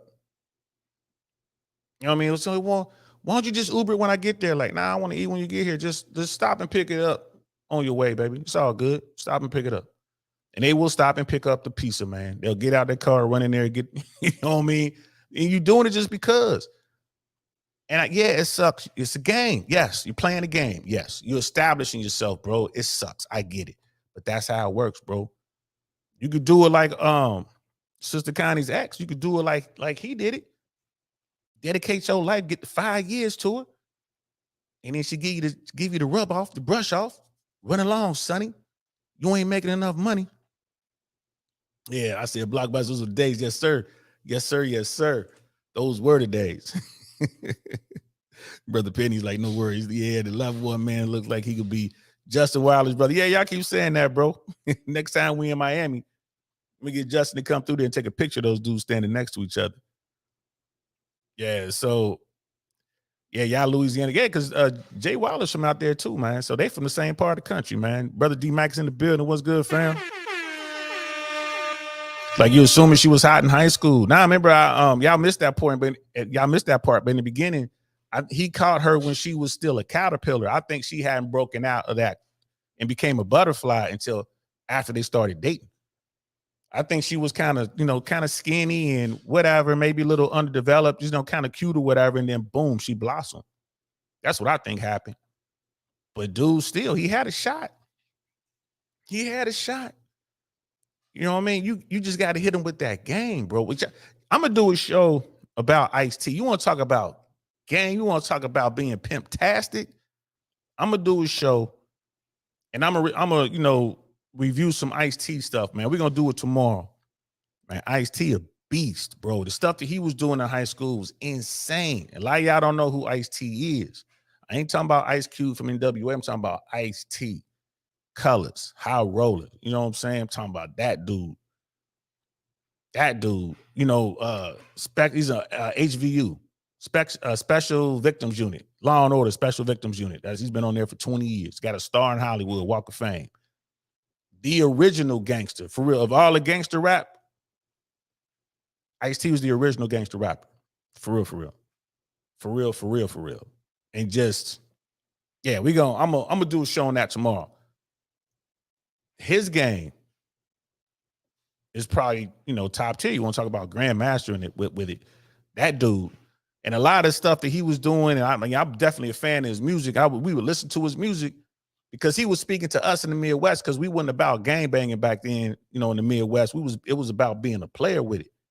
You know what I mean? Player man, you were nice with your hands. Player man, you had to do what you had to do. You was out there hustling with whatever, and you were good with women. So we was on that. You know what I mean? And then after the generations after me, they fell into that gang banging or whatever. It is what it is. You know what I mean, Brother Chris? I want to shoot my shot at Suzette Speaks, but hey, go ahead, bro. If you catch up with her, go ahead, bro. Just do what you got to do, man. If you want to talk to a woman, especially someone like a Suzette Speaks or some influencer that does events, you just gotta go to one of the events. And don't be creepy or nothing like that. Go up, introduce yourself. Hey, how you doing? Whatever. You know what I mean? And say what's happening or whatever. And there you go. But you just gotta be careful when you do those sort of things. I like to talk to people in real life. I like to have the opportunity arise and I can go ahead and get on with it. A lot of dudes, they don't know how to have those conversations and they don't know how to read the signs. Like if a woman's into you, you should be able to tell if you know what you're looking for. But a lot of guys, they can't tell when a woman is just being nice, when a woman is just engaging them on a professional level or engaging them out of kindness. Because Suzette Speaks, she's a person, she's a public figure, right? She's on YouTube, she's on Roland Martin. There's a lot of eyes on her. It's like she's growing her brand and her platform. So she's gonna sit there and talk to you for a hot second, like, oh, hey, how you doing? You know what I mean? So you gotta know what you're doing, so you know how to run your game, so to speak. How to get around. Like, okay, is she looking at me as a fan, or is she looking at me as some sort of potential? Is she look as a buddy? Is she looking at me as some sort of investor? Like, you got to figure all that out. And the only way to know how to do that is to really get out there and holler at women. That's when you really need all your game. When you're trying to run up on someone that you really want to holler at, you gotta be up on your game. Now, a lot of times, the truth is they just not digging you like that. And that's fine. That's fine. Like, all right, cool. They just not digging me like that. I'm gonna move on. But, like I say, just be careful when you're trying to run up on someone famous. Like, you got YouTube fame and you got real fame. And I will tell you this, like the A-listers, especially A-list women, cool women, if you get into an event, like one of those private events, like you managed to get yourself into a decent event, they're going to talk to you, bro, because they're looking for men. And they assume that the fact that you're there means you're of a certain tier. Like, they don't normally let brokies into red carpet events, right? So, and other folks, women pay attention to all that. So they'll come holler at you. They'll come holler at you, man. But the A-listers are a lot like this little sister right here. There is a financial requirement. And if your game ain't on point, then your money's definitely gonna have to be. So like it is what it is. It is what it is. I don't make the rules, y'all. I know it's tough. I don't make the rules. Let's continue with the video. Kind of started that conversation, so technically I broke up with him, but it was a mutual breakup. Nah, Does that make sense? I guess he was thinking about it for months too. I guess he just didn't want to bring it up without hurting my feelings. You know, I guess we were just both mutually thinking about how to not come off as offensive to each other, you know? So we handled that on our own. It was hard. Definitely wasn't easy, but it was something that we needed to do as adults. We handled the breakup very, very smoothly. No one hates each other. Obviously, you know, after dating for 5 years, those feelings just don't immediately go away. Obviously, if like my feelings were to go away, then that's a problem. You know, at that point, I never loved them. Yeah, those feelings are not gonna go away for a while. Okay, like you need to let me recover. Okay, even talking about it now, like it's I'm comfortable talking about it, but just like the thought of it, it's like it's still kind of a little I kind of don't like it. You know, aside of all like the jokes, you know, all the bullshit I always say, like this is a very serious conversation. So when I'm serious about something, I'm gonna be very open about it. I'm not gonna go ahead and lie about it. But yeah, Aaron knew what was pretty much occurring in the relationship. I knew what was occurring in the relationship. We both must have been just thinking the same thing. He must have been like too scared to talk about it to me, you know. And too scared. We both knew it was coming to an end. We both knew something was going on here. We both kind of wanted it to end, but then she said, "Well, I'm the one who really ended it, I guess, because I initiated it." I'm gonna tell you right now, dude did not want to break up with her. Why would he? He's got a dime. Why would he? She's successful. Why would he? They know one another. Their families know one another. Why would he want to break up with her? It wasn't him. What she sensed was him understanding that she's about to get rid of him. Get rid of him. He knew it was coming. He knew it was coming. There was nothing he could do about it. And the way he reacted to all this is what brought about his demise in this relationship. The whole Twitch thing. Hey, you want to do Twitch? That's fine. But I need you to, I'd have sat down with her like, man, I need you to wear loose t-shirts. We ain't gonna be worrying about the cleavage. We ain't gonna be showing the midriff, right? We ain't gonna be showing your butt. She doesn't wear a whole lot of makeup here. You know what I mean? So like we don't have to worry about all that. You don't need to be interacting with these dudes. Or if she has a plan, I would have her like, well, show me your plan and well, let's look at that. Let's measure. Let's see how many subscribers we get. Let's see how we push that, right? Let's really focus on your gaming skills. Stuff like that. Like he probably was just like, whatever you want, babe, whatever. Okay, babe, whatever you want. I'd have been, if you want to keep her, you're gonna have to stay 100% involved. But then again, he's listening, he's probably talking to females. Hey man, you got to give her space. My thing is this, bro. I'm gonna let you do what you want to do. I'm gonna sit back and watch. And if I see you doing what she was doing with all this stuff, with all the dudes and this and that, I'm moving on. But he got the one-itis. There's no way he was not ready to move on. He wasn't ready. That was the problem. He didn't have that abundance mentality. He didn't have 4 or 5 more dimes on standby. He wasn't running a rotation. All he had was her. And he just wanted to do everything in his mind to keep her, which meant I need to just be weak and not strong. And everything he did, he's like, that didn't work. It got worse. He doubles down. Damn, that didn't work. It got worse. That's what she's saying. Oh, so yeah, you knew something was coming. It was going to be a change. Yeah, he knew you were about to dump him. And then came the basketball, the 1v1 thing, the 1 versus 1 basketball. This Twitch streamer flies out to Southern California to see your woman. She was probably doing everything she could to get you to say no, and you didn't. I watched the video of them playing basketball the whole time. I could see it in her face. She was thoroughly disgusted. She was mad. Like, you could tell she's like, I can't believe he allowed this to happen. The old boy got his arm around him and out. And I think that was it. That was that. Dude should have steps, bro. I mean, and there's no going back. You know what I mean? Sister Rosalind's in the building. What's good, sis? Happy holidays to you too. Hey, D-Mac, he's like, come on, bro. Like the old saying goes, if you see the most beautiful woman in the world, someone is tired of smashing it. Yeah, they tired of it. I don't think he was that guy. I don't think he was, bro. I ain't gonna lie to you, man. I think, dude, because he's so young. Because he was so young. I could be wrong. Again, I didn't get a chance to interact with the guy. I don't know, you know what I'm saying? Other than what I've been seeing and gleaming from these quick little videos. Now he ain't had no player in him at all, bro. And you're right, though. For every beautiful woman you see, there's some dude that's tired of dealing with it. Facts. Absolute facts. For every beautiful woman you see, there is a dude tired of dealing with her shit. 100% true. But the player, he gonna move on. And he hears something he don't want. I ain't trying to hear that. I'm out. This young dude, this Aaron dude, he wasn't that. If it were up to Aaron, I'm pretty sure that he would still want to be with her. And maybe he'll get his game up, bro. Maybe he'll get his game up and circle back. Spin the block a couple times.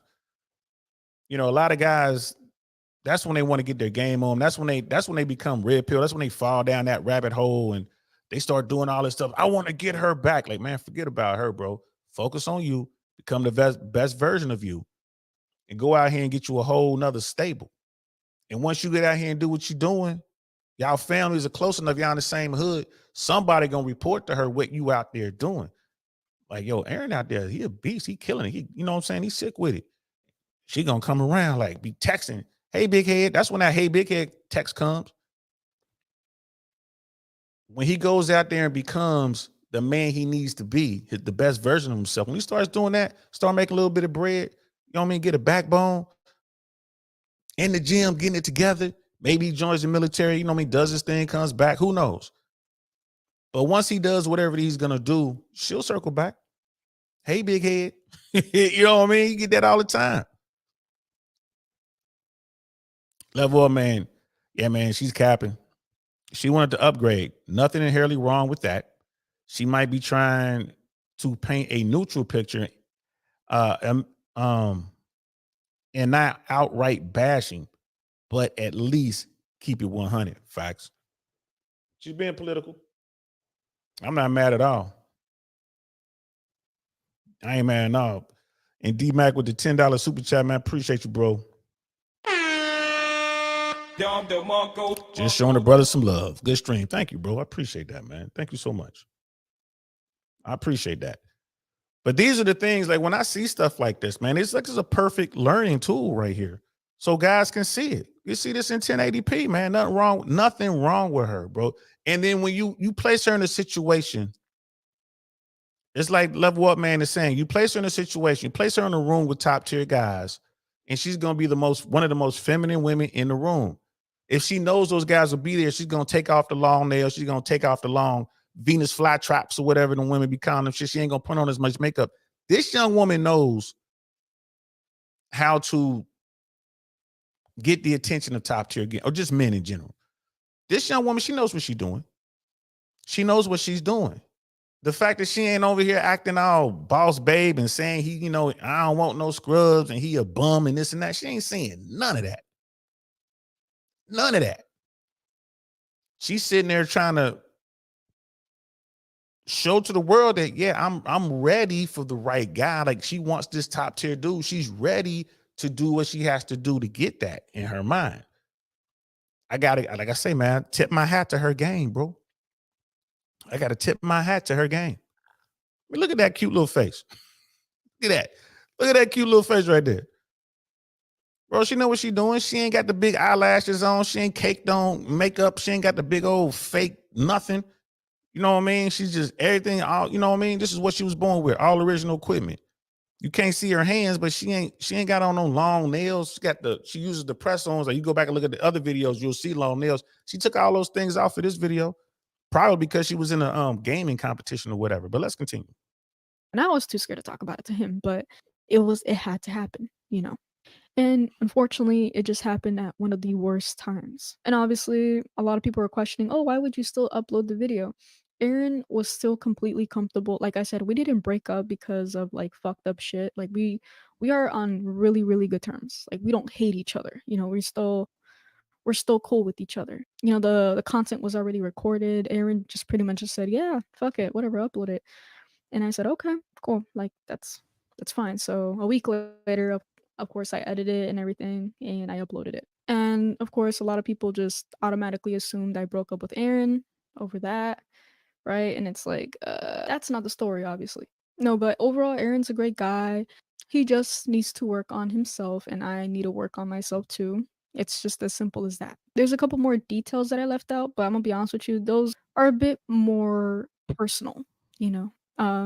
They kind of just add on to the breakup, but hopefully he will end up resolving those issues. You know, hopefully in the future he won't be having those problems. To summarize, no, we don't hate each other. That part right there. Hopefully he resolved those issues. When she first said it, I was thinking maybe dude was out there smashing other chicks. But then she's like, well, I hope he resolves those issues. And I'm thinking it's monetary. I'm thinking like, you know, dude having money issues like most young men in their 20s, bro. Unless you come from a wealthy family, maybe there's some stuff out there he's trying to fix. Because she said, you know, hopefully he'll resolve those issues. So whatever it is on him. Right now, because when I first heard that, I'm like, maybe dude is out there smashing. But if he was, I think this would have gone a little bit differently.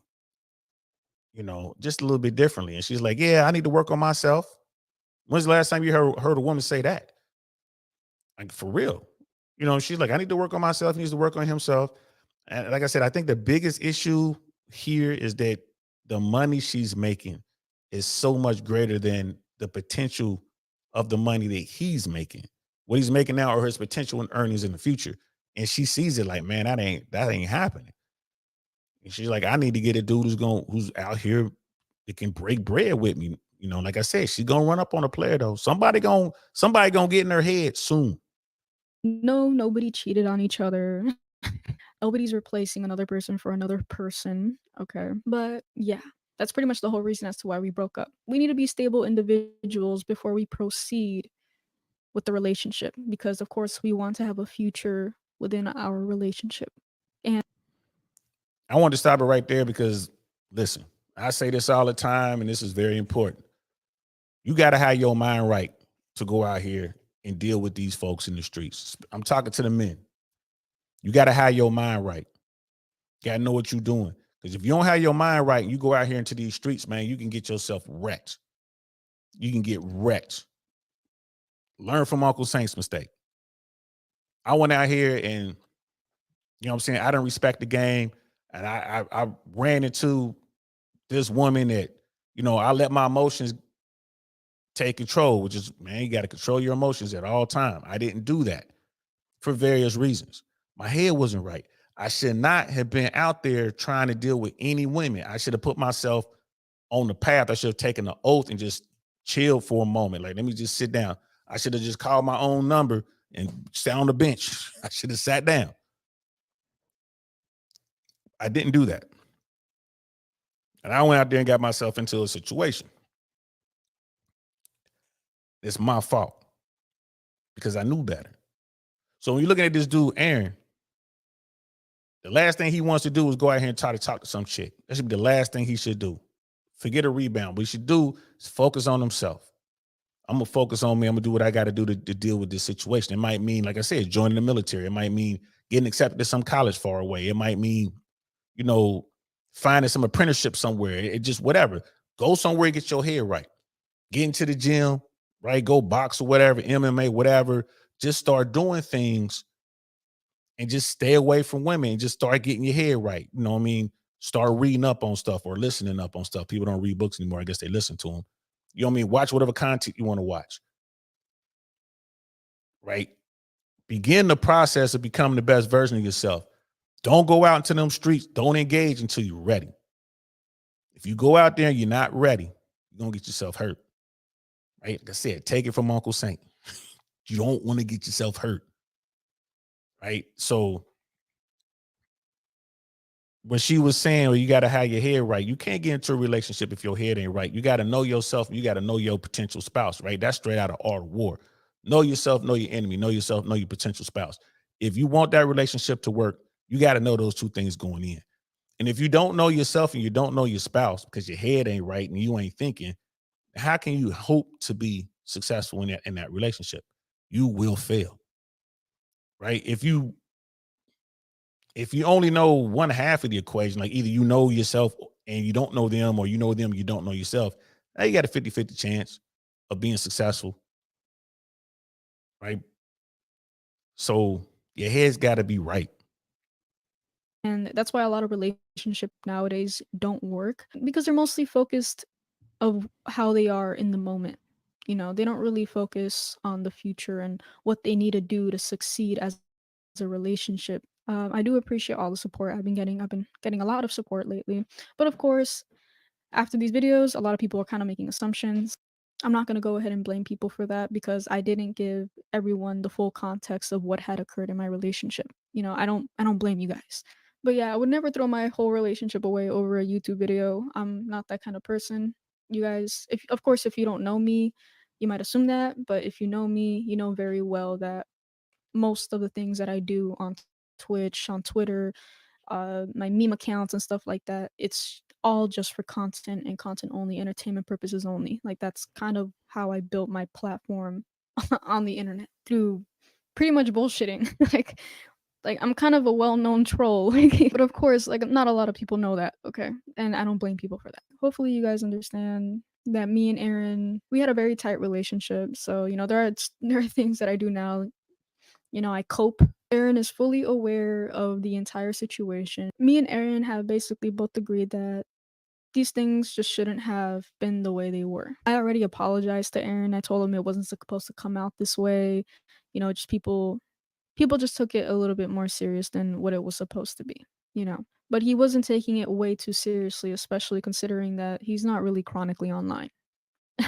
He didn't know about the memes and stuff until I told him. He literally only taps into my streams. Like he's seen everything. Okay. He thought it was funny. He was totally okay with it. He knew I wasn't being serious. He knew I was just trying to cope. Okay. Like we've already spoken about this many, many times. Yeah, Aaron isn't online like that, but he is planning on streaming, so maybe stay tuned for that. Aaron in the cut. But he needs to buy a PC first, so See what I mean? He's gonna start streaming, but he needs to buy a PC first. It was money, y'all. It was money, and it's his potential to earn in the future. Ain't nothing wrong with that. Like I said, they young. They young. she's killing it. You know, she's on Twitch doing her thing. She's, you know, and she's looking at him like, come on, what you doing? When you gonna pick up your end of the couch? He's like, I mean, it's gonna take me another 10, 15 years to pick up this heavy ass couch. Well, I'm moving on then. But I ain't mad at her, bro. I am not mad at her one bit. Love what, man? It's like boss babes turn feminine as fuck once a man with masculine frame walks in. Girl I went to last week is a Miss Independent, but when I walk in the door, she turns into Miss Can I make you a coffee, babe? Hey, it is what it is, man. You know, it is what it is. Like, and when I deal with independent women, I'm gonna keep it 100, man. It's just for the smash. I'm not, I'm not,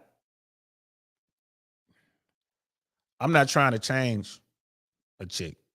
I let her do her thing. I'm there for one thing only. We're gonna have a good time. It's gonna be fun, but I'm not. You got the boss babe vibes, man. Whatever. I'll let you be the boss babe. I'm gonna do what I do, right? And keep it moving. Keep it moving. I'm here for the skins, man. I'm here for the skins. What's up with that Foxy Brown? And the reason it works for me, and the reason it works for a level up man and other people, is because, like I said, we walk in with that masculine frame. It's like, man, it is what it is. Oh, you ain't doing nothing? All right, talk to you later. Why you tell me this before I got here? Now you wasting my time. Now I'm not. Now I'm not gonna answer your phone calls. Now I'm not gonna, you know what I mean, respond to your text. You know, none of that. Now I gotta ban you from my platform when I'm streaming live. If you're trying to get my attention up, gotta block you. I'll talk to you when I'm ready. That's part of it. And it's not a game that I'm playing, it's who I am. And women understand that. Like this dude for real right here. I'm sorry. I'm sorry. Can I make you a lasagna? I made your favorite got lasagna. Can I bring it over? Can I bring it over? Like, all right, you can bring it over. I ain't gonna be there when you get there. So just sit in the car. I'll be there. I'm 10 minutes. I'm 10 minutes out. I have her sitting out there in the car waiting for me for 10 minutes. Why? Because I can. You know, you don't want to wait. All right, then I'll holler at you later then. Bye. And you know, people like, man, you ain't gotta be an asshole like that, man. That's who they pursuing. You could be like Aaron. You could be like Aaron. Bend over backwards, man. You know, tie yourself up in the knots, trying to do everything for the woman that you love, which is what he was doing. He was going by that code. Like, this is what we're supposed to do everything for her. Happy wife, happy life. Yeah, all right. Didn't work out for him. It did not work out for him at all. Yeah, he needs to work on that. But hopefully, he ends up streaming because I think that could be a very, very good route for him. He just needs a lot of learning to do about the internet. But yeah, that's pretty much it. But yeah, hopefully you enjoyed this video. Hopefully you have a better understanding what had occurred in the relationship. This video was specifically about our relationship, nothing else. I just had it. Yeah, I appreciate that, sis. I appreciate that. Shout out to Sister Kani Rosi. Shout out to her for sharing with everybody. Young dudes, I hope y'all were paying attention. Y'all should go back. I'm a link the video in the description below so y'all go back and check it out. I really hope y'all were paying attention. It all boils down to her dude not earning at the rate she needed him to earn. Like his potential wasn't where she needed it to be, and she moved on. She cares about this guy. If he starts streaming, this is how you can tell if she really cares about the guy. Now, when she starts streaming, she'll stream with him to help get his numbers up front. When he starts doing that, she'll be like, bet, because they are friends. And it's like, I think it was Brother D Mac who might have said it, or maybe it was Brother Chris. He was with her before she was beautiful. She was the caterpillar, not the butterfly when he met her. And that's gonna mean something to her.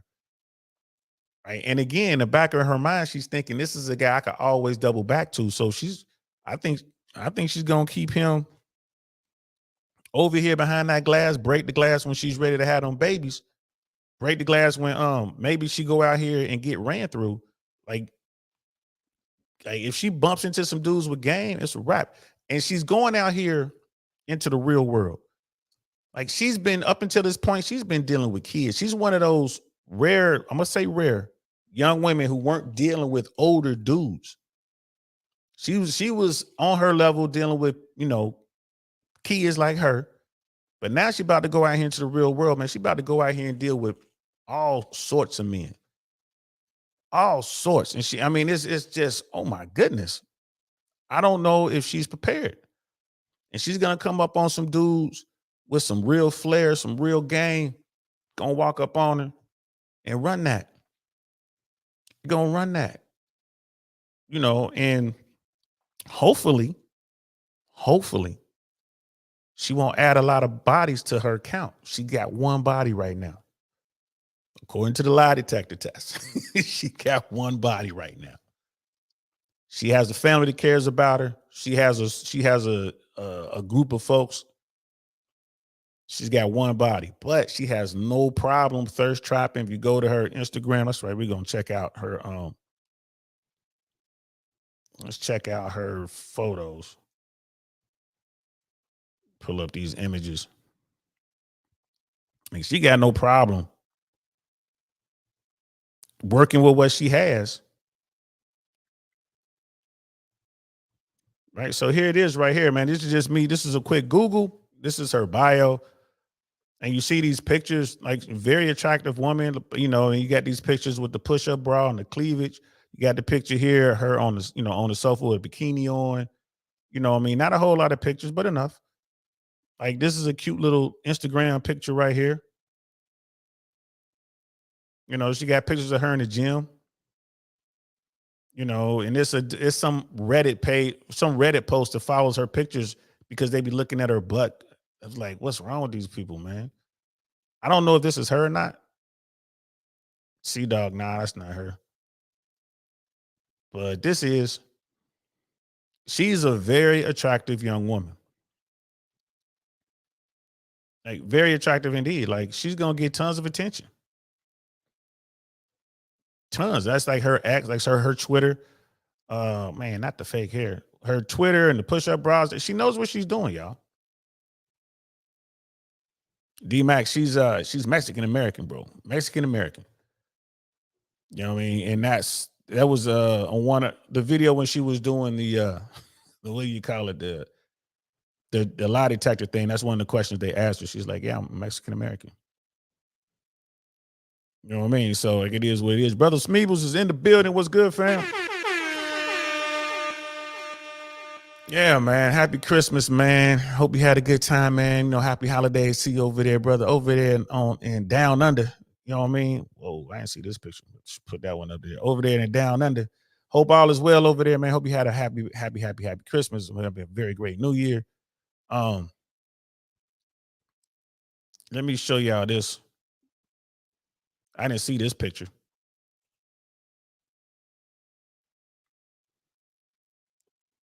Oh, she sells these pictures for $34.99. Wow. Fashion Nova dress. Man,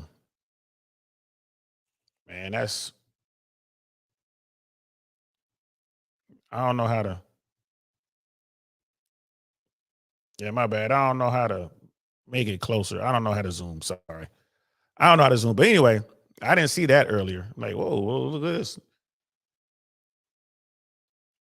She's, you know, like the outfits that she's wearing or whatever. Hey, man, it is what it is. She has no problem using her sexuality to, you know, increase her net worth. I ain't mad at her. I mean, work with what you got. She's at her peak right now.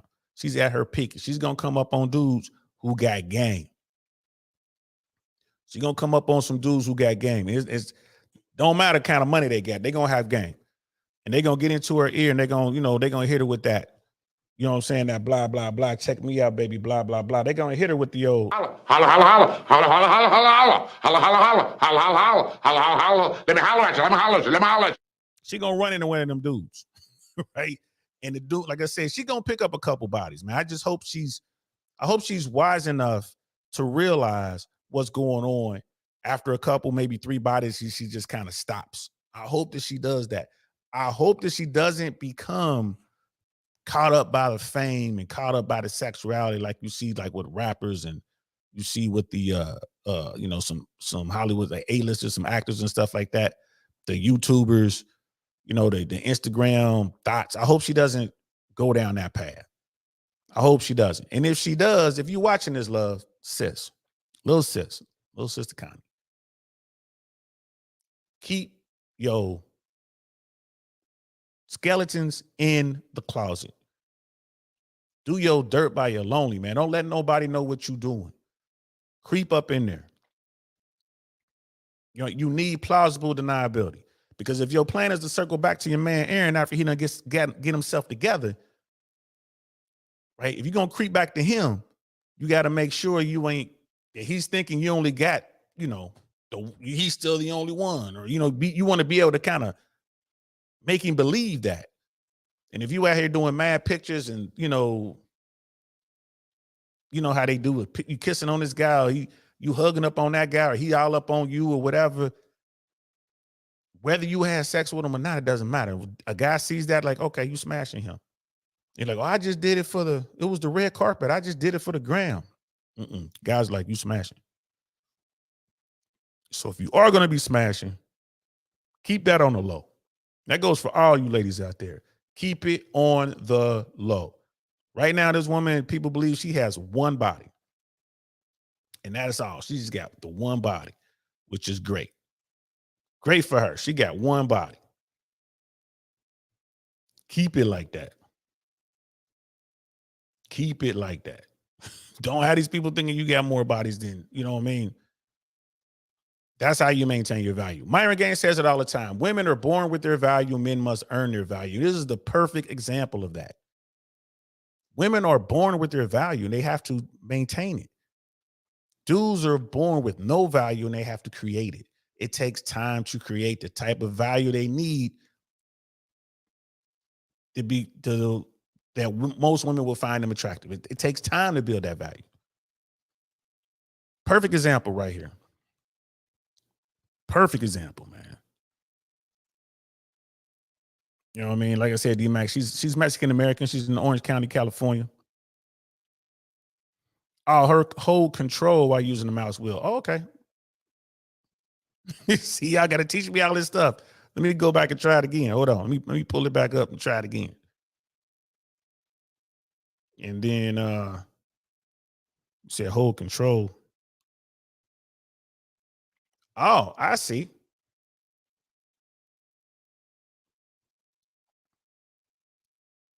Yeah, man. I hope she doesn't go down this road right here. This is a dangerous road for her, in my opinion. A dangerous road for sure. That's a dangerous road for her.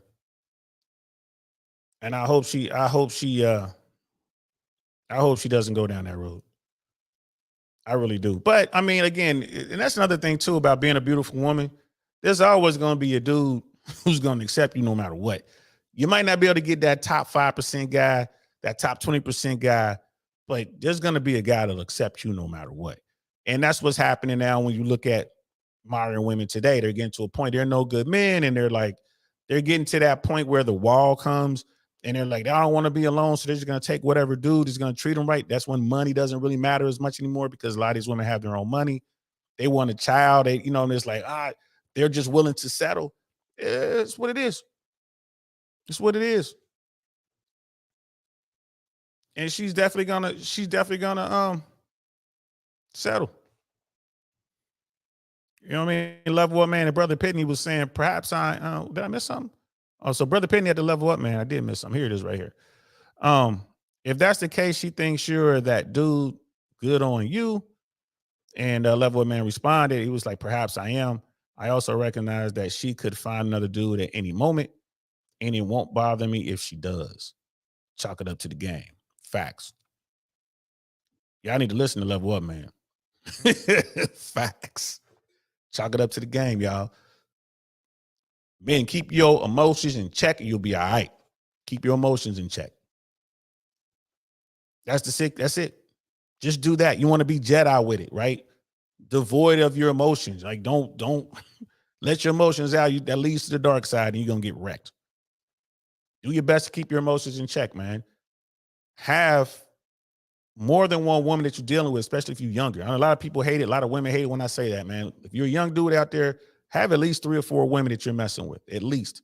Don't lie to them, right? If they ask you, or what's up with us? What are we doing? Like, nah, I'm just out here doing my thing. We chilling. I'm just out here doing my thing. If she presses you, tell her like, yeah, you're one of 4. Y'all only 4 I really deal with. You one of 4. And if she doesn't like it, she can move on, man. Get you another one. But don't lie. Get you a little rotation because it's gonna keep you busy. Me and Level Up Man was talking about that. Running rotations, man, take a lot of time. If you run a rotation, it's gonna keep you busy. You're gonna be too busy to be a simpleton. You're out here just doing your thing. You're gonna be too busy. Like you're gonna be too busy to care. Like you hit up, girl number 1. Hey, what's up? Let's go. I want to go check out this movie. And she says no. You're gonna go right to girl number 2. All right, then I'm gonna holler at you later. And then boom, you're going right to girl number 2. Then girl number 1 will come back. Okay, you know what? I'm free. I want to go to the movie. Nah, I'm good. Or she'll catch up with you the following week or the next day. I want to go see that movie now. Like, I already saw it. You know what I mean? Like, I already saw it. Did you go by yourself? No. Who went you? Why do you care? I didn't ask you who you was with. Man, I was with my people. You was with your people when you went out drinking. What do you care? You got to run it like that. You don't have time to fall in love. You ain't got time to be, all into your emotions. You just run your rotation and making money. You're in the gym, right? You're out here networking. That's what you got to do. That is what you have to do. Sorry, guys. I got a message. I definitely got to check. All right, it's cool. But as a young dude, you should be out there constantly sourcing, constantly talking to women. You should be working on your code approach. It's a whole bunch of stuff you should be doing as a man. You don't want to get caught up like young Aaron did. I can't get mad at him. He got caught up in high school, man. He was 11th grader, bro. I mean, it is what it is. I remember I got caught up my first year. I was in AIT in the Army. I got caught up. A redhead black girl. She was really redhead. She was really redheaded. You hear me? The carpets matched the drapes. That what they be talking about? Black girl. First and only time I ever came across a redheaded black girl. Oh my goodness. You want to talk about that foxy red. Blew my mind, but she smashed me, and like the next day she was smashing some dude from some other company. The next day at the same hotel. We were in Alabama. It was a small town anyway. The next day, not the next week, the next day, she was doing what she do. And I'm walking around all crushed and heartbroken. And guess what? I got over it. You know what? This is how the game is played. I was a young dude. I was 6 months out of high school, bro. I didn't know nothing. My little game wasn't nothing. Now I'm dealing with the grown-ups, man. I did a LeBron, man. I went from high school to the pros. I'm in the Army, surrounded by alphas. I'm in the armies before I got to the airborne army. I wasn't even airborne yet. I was in AIT, still a leg. I learned fast, though. I caught on. I learned fast. Brother D-Mac, as a Mexican build woman, she got several more years before that body starts taking on Mexican build. Yeah, but I think she has a lot of Spanish in her, bro. But you're right, though. But there's some Mexicans out there that don't have that Aztec kind of thing going on. They got more of a Spaniard kind of thing going on. And I think she has more of a Spaniard thing going on. I think she's a little bit taller too. Be honest with you. I think she's a little bit taller. But you're right. You know what I mean? There's some beautiful Latinas out there, man. There's something in their DNA. Like some of them, when they get older, the women, they get good. But I know what you're talking about, though. I've seen a lot of the short Aztec kind of DNA. You know what I mean? Like I've seen that. And the Samoans, I've seen that for sure. You catch a Samoan when she's 16, 17, 18 years old. Beautiful. By the time she hits 38, woo. But yeah, it's just, the clock is ticking. But like I said, she already in the gym. She know what she's doing. I think she's gonna have to just continue to maintain. But little shorty, fine. I cannot take that from her, man. Little shorty banging. 100%. She banging. But level up, man. Like many men have to learn the lessons the hard way. Took me till age 35 before I finally figured it out and started to leverage the value I never knew I had. Facts, man. Facts. Brother, losing the building. Gotta watch these foxy chicks in Alabama, probably the second or third cousin. The town's so small. Yeah, but we were all military. She was actually from the north. I want to say Philly. I think she was from Philly. I think that's what she told me she was from. All I can remember is she was a black girl with red hair. Blew my mind. And we were down in where were we in Dothan, Alabama, down there in Daleville. Daleville was the biggest city. I said we were in Dothan. Is that right? Dothan, Daleville, Dothan, whatever. I was in one and the big city was the other. A long time ago. That was back in 1990, y'all. Oof, long time ago. But yeah, man. But it was after her. 2 weeks after her, I ran. Like I said, I went from being a kid, went from, being in high school or whatever. Now I'm out here with the grown-ups. I'm playing the pros. I ran into a grown woman. She was about 25, just a couple years older than little sister Kani we're talking about right now. Beautiful sister who was going through a situation. I think it was going through a divorce or separation or something like that. She was retraining and she was down there, ran into her. And man, oh man, she saw me and latched on. She taught me so much, bro. We want to talk about a one-day swing. Like with that Saturday, I'm out here feeling sorry for myself. The following Saturday, I'm out here, bro, king of the world. This woman taught me so much, man, from credit. Like, we went shopping. I'm hanging out with her and the other grown-ups. You know what I mean? I'm 18, 19 years old, man. They in their mid to late 20s. I'm hanging out with them. I couldn't even drink. They get me alcohol, teaching me how to drink. Little shorty rented a hotel room. She rented the hotel room. She took me shopping. She was like shopping for lingerie. She had me picking out lingerie. You like this? You like that? Got back to the telly. She came out the bathroom with that lingerie on, bro. Like, what? I'm dealing with the grown-ups. I'm dealing with the grown-ups. She took her time with me and everything, bro. I was like, all right, I get the game. She gave me money. She fed me. She got the hotel room, right? She sexed my brains out. You want to talk about probably top 5 sexual encounters I ever had, bro. A night full of firsts. And people tell me women don't do stuff for dudes, man, cut that out. Cut that out. And what was I doing? Just keeping my mouth shut. I knew what time it was. I was her prey, bro. I wasn't hunting her. She was hunting me. I just kept my mouth shut, man. Boy. I mean, even the dude that was with me was laughing like, this lucky little motherfucker right here. I was lucky. I didn't know what's going on. Just do. Man, she put it on me, bro. She put it on me. Just saying. She was doing her thing, a grown up, man. So imagine, like, she groomed me in such a way. Imagine what's gonna happen to this young Instagram woman. This Kani Rosi.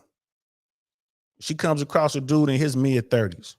Got it all the way together. He's smooth, he's suave. His conversation is on point. He can teach her so much. He can show her so many different things. Like, it's gonna be a bunch of firsts. He's gonna take her probably to her first, 5-star hotel or 5-star restaurant experience. A Michelin. He might take her to a Michelin restaurant, like, oh, so you're a foodie, huh? Well, let me show you what that's really about. Put her on the jet, man, fly her up. I'm like, okay, we're gonna go meet me, pick her up, take her to the Orange County Airport, jump on a citation, fly up to San Francisco, or fly to Vegas, fly out to Vegas real quick, have a quick, meal at whatever Michelin restaurant is out there. You know what I mean? I don't go to too many Michelin restaurants, y'all. I think Michelin is overrated, to be honest with you. It's just whatever. I haven't been to one in a very, very long time. I think Alan DeCoste was the last time I ever messed with one. You know what I mean? But gonna fly her out to, fly her all the way out to Vegas. Take her to Mr. Childs. Like, one of the most recent Mr. Childs is in Vegas. Take her to Mr. Childs in Vegas. It's gonna be great.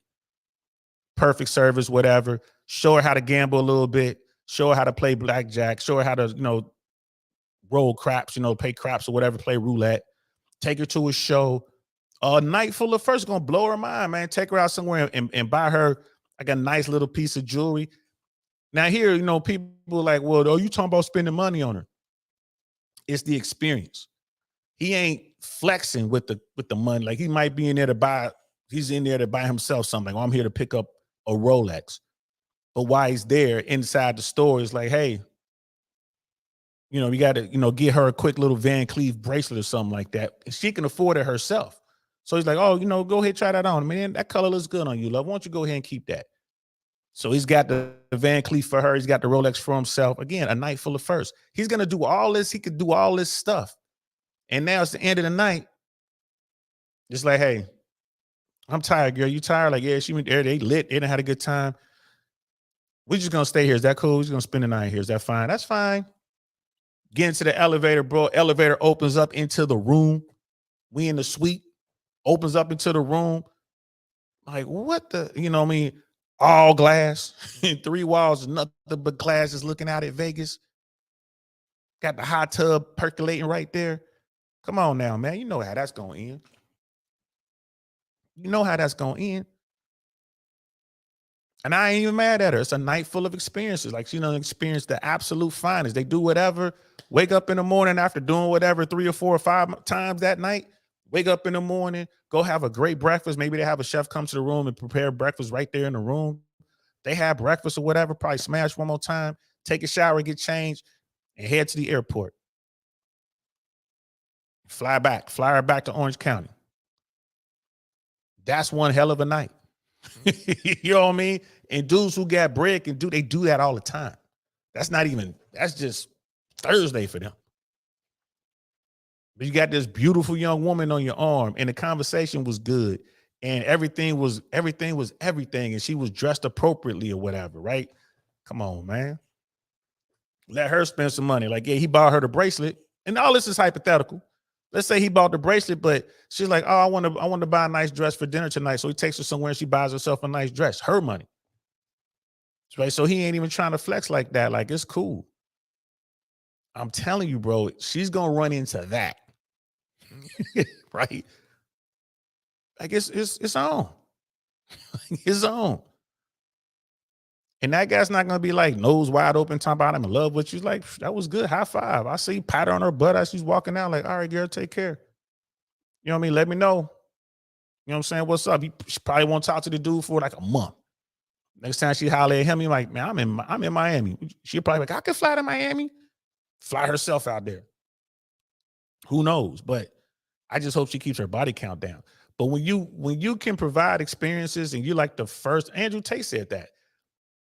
You know what I mean? It's like, I want to be the first guy that gives you the private jet experience. I want to be the first guy to put you on a yacht. I want to be the first guy that takes you to the Maldives. This is what these dudes are looking for. They want to be the first. You know, Aaron can't compete with that. Even if she was to circle back and she realizes, like, man, these dudes ain't gonna marry me or nothing like that, man. I ain't, she's like, I ain't gonna get my body count up. Let me circle back to Aaron. She always gonna be thinking about them other dudes, and he's gonna be sitting there like, what? How do you know him? And what were y'all doing? And this and that. Like, it is what it is, y'all. It is what it is, brother Lou. Those women 25 to 40 years old made me feel like a real man when I was 20 and fixed me breakfast. Yeah, man.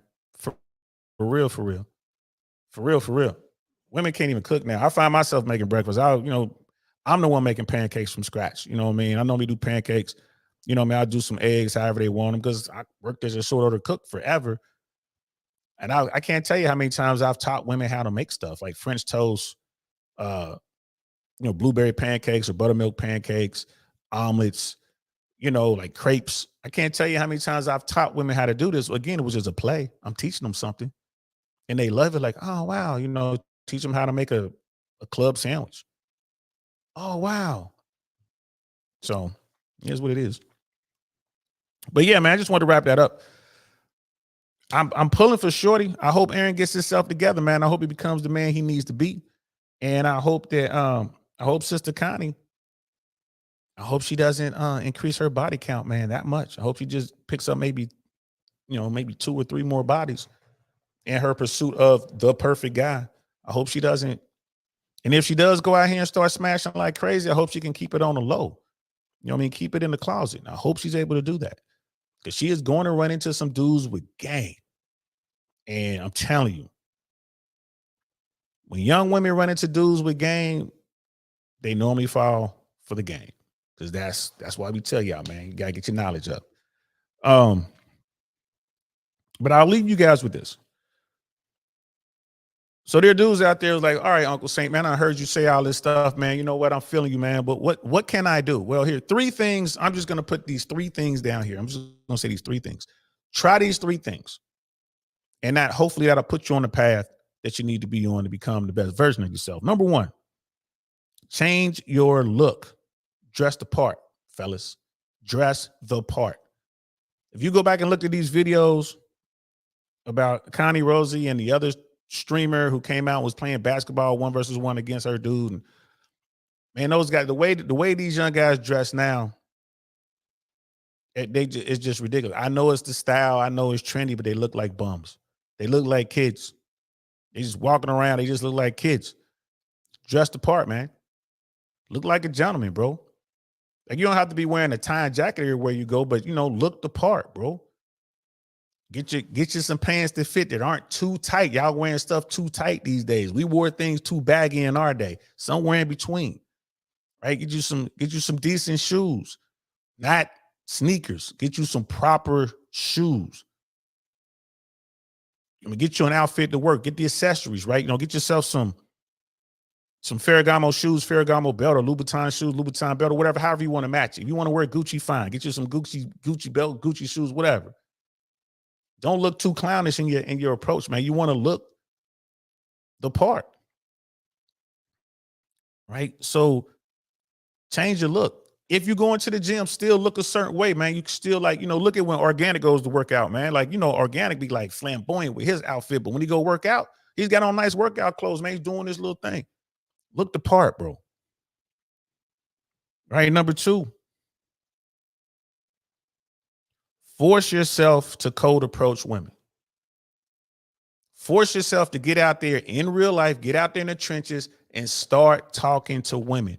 It could be something as simple as, okay, it's Monday, right? Let's say today is Monday. You wake up next Monday, like, all right, all day today, I'm going to say hello to every woman I see.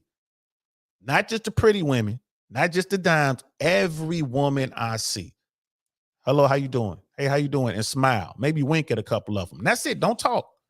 All day. I'm just every woman. I'm going to walk. I'm going to go out here. I'm going to spend the day outside. And I'm going to say hello to every woman I see. The goal being hopefully getting her to smile back at you, right? I'm going to smile at her. Hey, how you doing?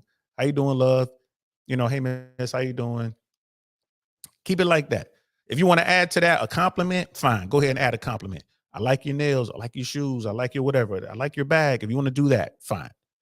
The whole goal is just you're not engaging in conversation. You just want to say hello. You want to smile, give a little wink, trying to make her smile, and then keep it moving. Right. And then later on in the week, say Wednesday. Wednesday rolls around. Okay. I'm going to try to get into a conversation with as many women as I can today. Hey, how you doing? You know what I mean? Like, you figure out a way to get a conversation going. Figure it out. You might not be successful every time, but figure it out. Quick conversation too, guys. I'm talking 45 seconds to a minute. And then that's it. Disengage and move on. Right? That's number 2. Because all this is doing is teaching you how to cold approach. Give yourself the goal to go out there and just say hello to a bunch of women, maybe winking, whatever. Say, just say hello. Then give yourself that goal to go out and engage, like have some sort of conversation, for just 45 seconds to a minute. Tops. And then have a day where you're going to go out here. I'm going to try to get Instagrams. I'm going to try, or phone numbers, whatever you're trying to get. I'm going to try to get Instagrams. So I'm going to go out here. I'm going to say hello. I'm going to wink or whatever, try to make her smile, engage in some small talk for up to a minute. And if she engages, if she talks to me, all right, bet. Hey, you have Instagram? Can I get your Instagram? Boom, get her Instagram. Maybe one day we can go out for coffee or something. You seem real cool. And do that at least 50 times. At least 50. I know you guys are like, man, that's a big number. Yes, it is. 50 times. Go out and spend, if you want to make it 50 times for that week, that's fine because you're nervous. You don't want to hear the no's because you're going to hear a lot of no's. Can I get your Instagram? No, I'm not comfortable. Okay, no worries. No worries. Just disengage. No problem. It was great talking to you. You take care. Just do that. Do those things. And eventually you'll find that that's all you do. Eventually you'll go out. You won't be able to go nowhere without making eye contact, saying hello, getting a smile, engaging in real quick, small talk, and then getting their Instagram or phone number. Eventually, that's just what you'll do. It'll just come at you naturally. You don't even care. And again, do that with the women that you see. Don't be just picking dimes. The women that you see, like, what's going on? She talks to you. It's Instagram, for God's sakes, bro. And after you get the Instagram or the phone number, you can throw it away. You don't have to, you ain't got to follow her. You know what I mean? You don't have to follow her if you don't want to. The whole thing you're doing is just you're forcing yourself to get out there and make this happen, because this is probably the number one fear. So that's forcing yourself to cold approach. That's how you do it. It's the cold approach and 3 sub, A, B, and C, right? A, B, and C. A, go out there and just make eye contact, say hello, maybe wink, make them smile. B, engage in short conversations up to 45 seconds to a minute tops, right? And C, get their Instagram or phone number. And that can be, you can break that down over the week or however you want to do it. Give yourself a number. Like, I'm going to do this 10, 20, 30, 40, 50 times a week, whatever the number is. If you want to work up to the big number, fine. But force yourself to cold approach. And the last but not least, put yourself first. Put yourself first. Where did brother Aaron go wrong? He did not put himself first. He was not out there trying to take care of him. He was not out there leading from the front. What he was doing everything he could to keep his girlfriend, who became a social media influencer with millions of subscribers and followers, he was trying to keep her happy. He wasn't putting himself first. And it bit him in the ass. In the end, that's why she left him. He doesn't have the potential that she was hoping for. That's why she left him. Put yourself first, gentlemen. Put yourself first. Tell her how she can help you become the best version of yourself. Hey, babe, I need you to do this. I need you to do that. She ain't with it. Fine. Just go over there and do what you got to do. Eventually, she's going to come knocking. Hey, where you been? I've been out here working hard. Been out here doing what I got to do. Oh, have you seen my streams? I try to watch them when I can, but, I've been working real hard. I got 2 full-time jobs. I got, my little side hustle over here. That's what he should have been doing. He was not doing that. That's what he should have been doing. And in the end, he lost her, man. So those are the 3 things I think that you young dudes should do. Some of you old dudes who just getting back out here, y'all should try it. Change your look, man. Dress the part. Whatever look you're going to have that look, man. Dress the part. Look good. Right? Number 2, force yourself to cold approach. Right? And we had the sub A, B, and C. How can you do that? Well, go out there, make eye contact, get women to smile by saying hello. Just say hello to women. That's A. B, engage in a small conversation, 45 seconds to a minute, and then break contact, whatever. And then C, get a number or Instagram or a number. Do those things. Figure out a way. Put yourself on task to make that happen. If you're going to do like on Mondays, I'm going to work on saying hi. On Tuesdays, I'm going to work on talking. On Thursdays, I'm going to work on getting the information, Instagram or whatever, however you want to do it. Set yourself goals up. Just force yourself to do it. Yes, you're going to hear no a lot. Yeah, you're going to get women who roll their eyes at you. Yeah, you're going to get women who look the other way. You're going to get women who act like they couldn't hear you. Like, how you doing? They're not going to say anything back. Yeah, you're going to get all that, bro. You absolutely will. But keep doing it anyway. Just keep doing it. And number 3, put yourself first. Put yourself first, bro. Put yourself first. It's not about her, man. It's about you, right? So that's just how it works. We got Wonderful 34 in the building. What's good, fam? Good to see you, Miss AKA ladies in the building. What's good, sis? How you feeling? Glad you were here. Hope all is well. And Mr. Pitney was like, remember, gentlemen, you are the prize. Hey, man, I ain't gonna lie to you, bro. I think accomplishing the mission is the prize. For men and women, whatever your mission is, if you can accomplish your mission, you can achieve all your objectives. I think that's the prize. So much emphasis is placed on who's the prize and who's not the prize. You got to know your worth. And Brother Pitney is right. Remember, you are the prize, bro. You are the prize to someone. You got to know your worth. How can you get there if you don't know your worth, bro? So I'm with that, man. There's so many people, women are the prize. No, men are the prize. Accomplishing your goals, man, reaching all your objectives, that's the prize, whatever that may be. Whatever that may be. And if you one of those dudes out there who just smashing, hey, man, just smashing, getting new ones may be the prize. It is what it is. But I agree with you, bro. If you need to hear that, you need to know that you're the prize, whatever, man. Just get out there and make it happen. Whatever it takes, whatever you got to do to amp yourself up. Amp yourself up, get out there and make it happen. Miss AK lady, apart from looking good, is smelling good, smelling amazing is so underrated. Yeah, apart from looking good, it's smelling good. You know what? And I should have put that in there. But yeah, you got to smell good, bro.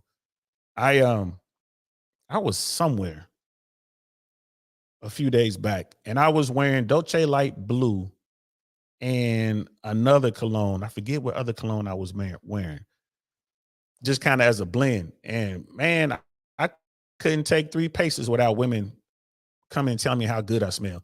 And when you smell good, they're gonna want to touch you, bro. They're gonna put their hands on you now. So hey, Miss AKA lady is right. You know what I mean? It was, I can't think of the other one. Savage. I think it's called Savage. That's what I was wearing. I was wearing Dolce Light Blue and I think it's Savage. Dolce Light Blue and Savage. And bro, those two fragrances, man, they just hit a certain way. And man, it was just women just, it was crazy, man. It was just getting close to me. Just, I would move and they would get, they would stay in the orbit, bro. And wherever I went, they would stay in the orbit. But she's right. Smelling good. Smelling good is key. Look good and smell good. Appreciate you saying that, sis. She was like, a good situation is the prize. LOL. Yeah, you want to get there. That's your goal. Whatever the goal is. It's like, when will we come out with my top 5 scents, bro? Soon. We did one last year. I guess it's time to do another one. I'll probably do my top 3. I do a show on that, man. Yeah, real soon, bro. Real soon. Real soon. I don't know exactly when, but we'll do it real soon. And I think brother Michael is like huge on cologne. He's like a huge cologne guy. We'll do that. We'll do another cologne show. You can ask Miss AKA lady. Like sis asks me every year around this time of year, right? Christmas time. What colognes to get? What colognes to get? And I was like, for gifts, I guess for her family and stuff like that. And I'll be hitting her up, like, or she'll send me some colognes. I'm like, yeah, that's good. That's good. So yeah, bro. And I normally stick with the same 4 or 5 fragrances. You know what I mean? I'm always gonna have Chanel Blue. I'm always gonna have Dolce Light Blue. I'm always gonna have a Creed, and Creed has a bunch of them. I'm always gonna have at least one Creed. Maybe we'll just talk about Creed. I need to find a salesperson. But there's another one. That I use. I can't think of right now, but I normally hover around the same 4 that I use all the time. The Creed is definitely the most expensive that I have, and that's the one I use the most. I get mad because I gotta go down there and spend a gang of money to get me another bottle every year. And I normally pick mine up when I'm in Miami. I'll go to Neiman Marcus in Miami, and that's where I normally pick up Creed whenever I need some. So we'll definitely do that, bro. Soon.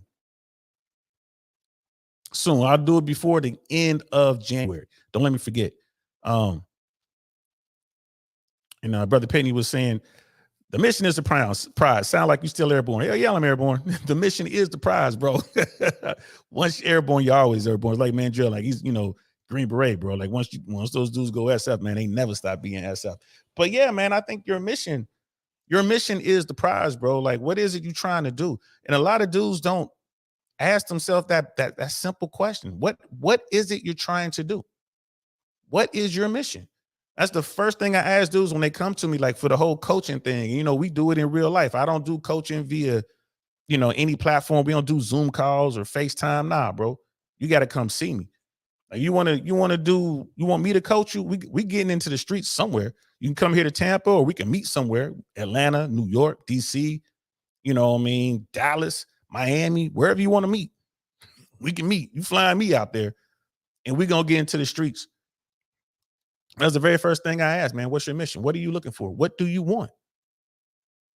How can I help you get where you're going when you don't even know? And a lot of guys are like, well, I think I want this, or I think I want that. Like, man, what do you want?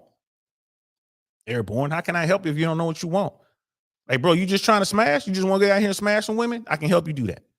But if you're looking for a wife, right, that's a different mission. I can help you do both, but they're different. Right? It's so I'm like, what are you trying to do here? So yeah, man, that mission is the prize, bro. Always airborne. Level up, man. When a woman is the prize, relationships demise. Ooh, good phrase right there. When the man is the prize, both of them will rise. Hey, look at that. Level up, man, hitting you with the gang. Gang. Miss AKA lady, I got the sexy Playboy as a Christmas gift. Geez, oh. Word? She got that sexy Playboy as a Christmas gift. All right, girl. All right. We'll talk. And level up, man. I got that YSL. Yes, I have that too as well. Tuxedo before I went to Miami, very good. Yes, I have that as well. YSL has some good fragrances, and they're really affordable. Yeah, YSL is definitely on my top 5 that I wear all the time. Thanks, bro. Appreciate that. Brother Mandrill, if the ladies are wondering what I smell like, it's 1 Million by Peso Rabanne. I've never had that or heard of it. I'm going to look that one up. Yeah, I know what that one's about. I've never had that one. But there you go.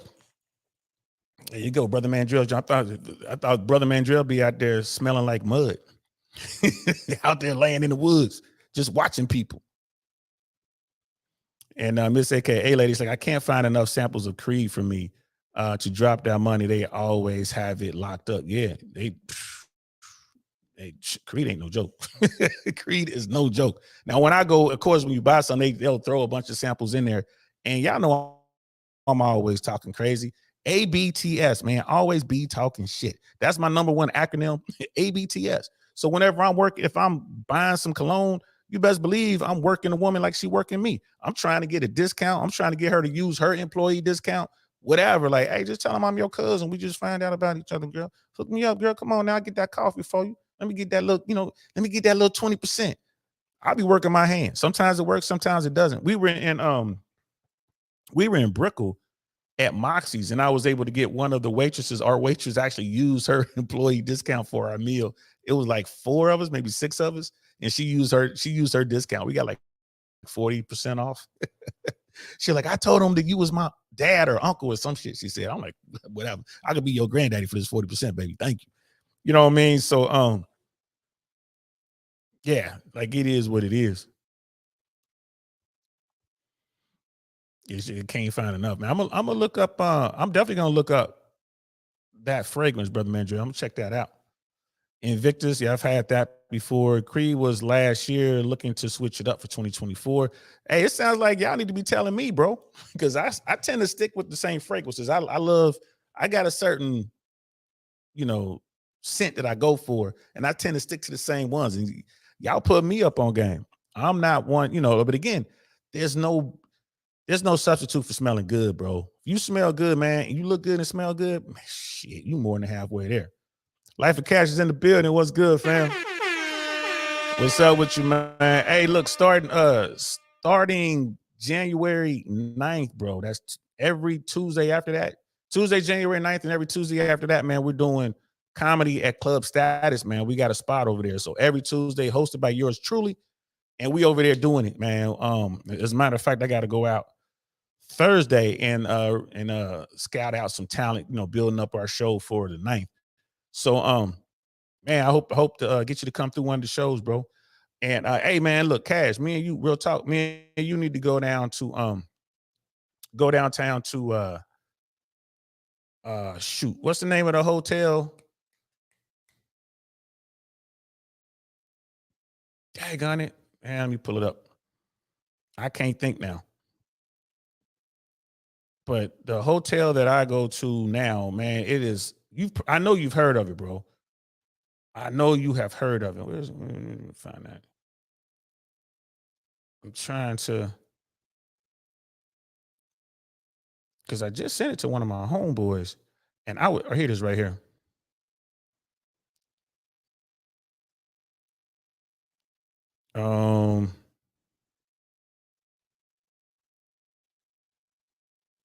Sorry guys, I'm trying to got to remember I got to keep talking as I scroll. Oh, here it is. Edition.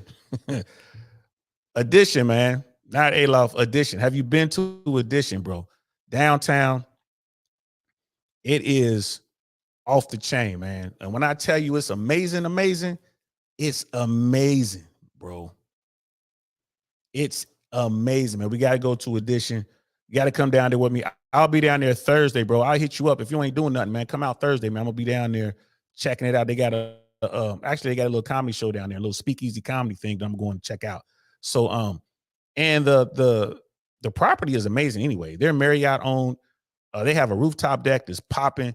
They have a really nice restaurant, 2 or 3 bars, and like, man, you just gotta come check it out, bro. Come check it out, man. So make sure you come through, bro. Miss AKA lady, if you're ever in Tampa, you need to check this out. I didn't know about Edition, but I know now it's popping. If anybody's ever come to Tampa, you want something to do for that particular night, especially like a Thursday, Friday, Saturday night, you want to check out Tampa Edition. It's online. You know, just type it in there. They have their hotels are all over the place, but you want Tampa. There's no covers or anything like that, man. You just come in, hang out. It's a great scene. That's where all the cool kids are hanging out in Tampa these days. Miss AKA lady, I have never smelled it. I need samples. LOL. At that price, I need to sit. That was cologne before pulling the card down. Like, I need to sit with that cologne. Yeah, hey, listen. You can't go wrong with Creed. And Creed has so many different fragrances. They blend them for you. They tell you to try different ones. You know, they'll give you those little card. They'll spray it onto something so you can smell it. But here it is. Yeah, bro, you got to come down, man. You heard of, you got to come check it out, bro. It's off the chain. It is off the chain. You got to definitely try that out. Hey, man, so yeah, look, it looks like y'all know more about cologne than I do, man. I rock with what I rock with, but y'all seem to know what's really going on. Y'all got the secret sauce. So I'm going to set the show up, and then everybody's going to have to come up and then tell us your favorite cologne. That's what we're going to do, because I ain't going to be trying to read all of them tests. We're going to do the cologne show, and y'all going to have to come up and tell us y'all favorite shows. We're going to get everybody to get involved. You ain't going to have to cam up if you don't want to, but you're going to have to come up so we can hear y'all voice. I need to get y'all a little bit more involved. You feel me? But like Creed is fire. Like that is, I haven't smelled anything better than most of the Creed fragrances out there, bro. And they got quite a few. I went through, and I think I had to sit there and try to figure out. I had narrowed it down to 4, and then I got the one that I got. But yeah, bro. Yeah, life in Tampa. Yeah, life's in Tampa. He's out here with us. He done came through. We done smoked cigars and drink and break bread and everything. So that's it. That's the show, y'all. That's the show. We over here talking cologne. Y'all had me up till 4 a.m. talking cologne. Fellas, get y'all game up. It's not hard, man. 2024 is just basically here. Get y'all game up, man. Challenge yourself to be the best possible version of yourself. Get out there, make money, hit the gym, work out, do what you got to do, and get your game up, man. I can't say that enough, man. Don't be afraid to approach. You're gonna have to approach. Learn the game. Learn how to hold conversations, bro. Know when to disengage. Know when to engage. Don't be afraid to talk to any of these women out here, bro. And be smart about it. Keep your emotions to yourself, gentlemen. Keep your emotions to yourself. If it don't work out, no problem. Remember, never hate the player, only hate the game, bro. So that's it. That's all I got to say, man. Thanks for rocking out with me, guys. I hope you guys enjoyed it. This was fun. And yeah, I see Cash. This is fun. And Cash, Miss say, hey, like, she ain't that far away, man. She's in Orlando, and I need to get to Orlando to do some stuff anyway. So it is what it is. Thanks for rocking out, guys. I really appreciate each and every one of you. Remember, hit that like button for me. Like and subscribe. Share this stuff. If I say something you think is pretty cool, man, clip it and share it with somebody you think they might need to hear it. And I appreciate y'all, man. As always, I'll be back tomorrow, 6 p.m., man. We're going to talk. I think we're going to do the Ice Tea show, man. I think we're going to talk a little bit about ice. And y'all want to hear, the advice from a true player, OG of the OGs. That's what we're going to do tomorrow, man. So expect that around 5 or 6, somewhere, probably 5:30 show tomorrow. And I'll see y'all then. Peace. Nothing like I've ever seen. It's just a thing of beauty.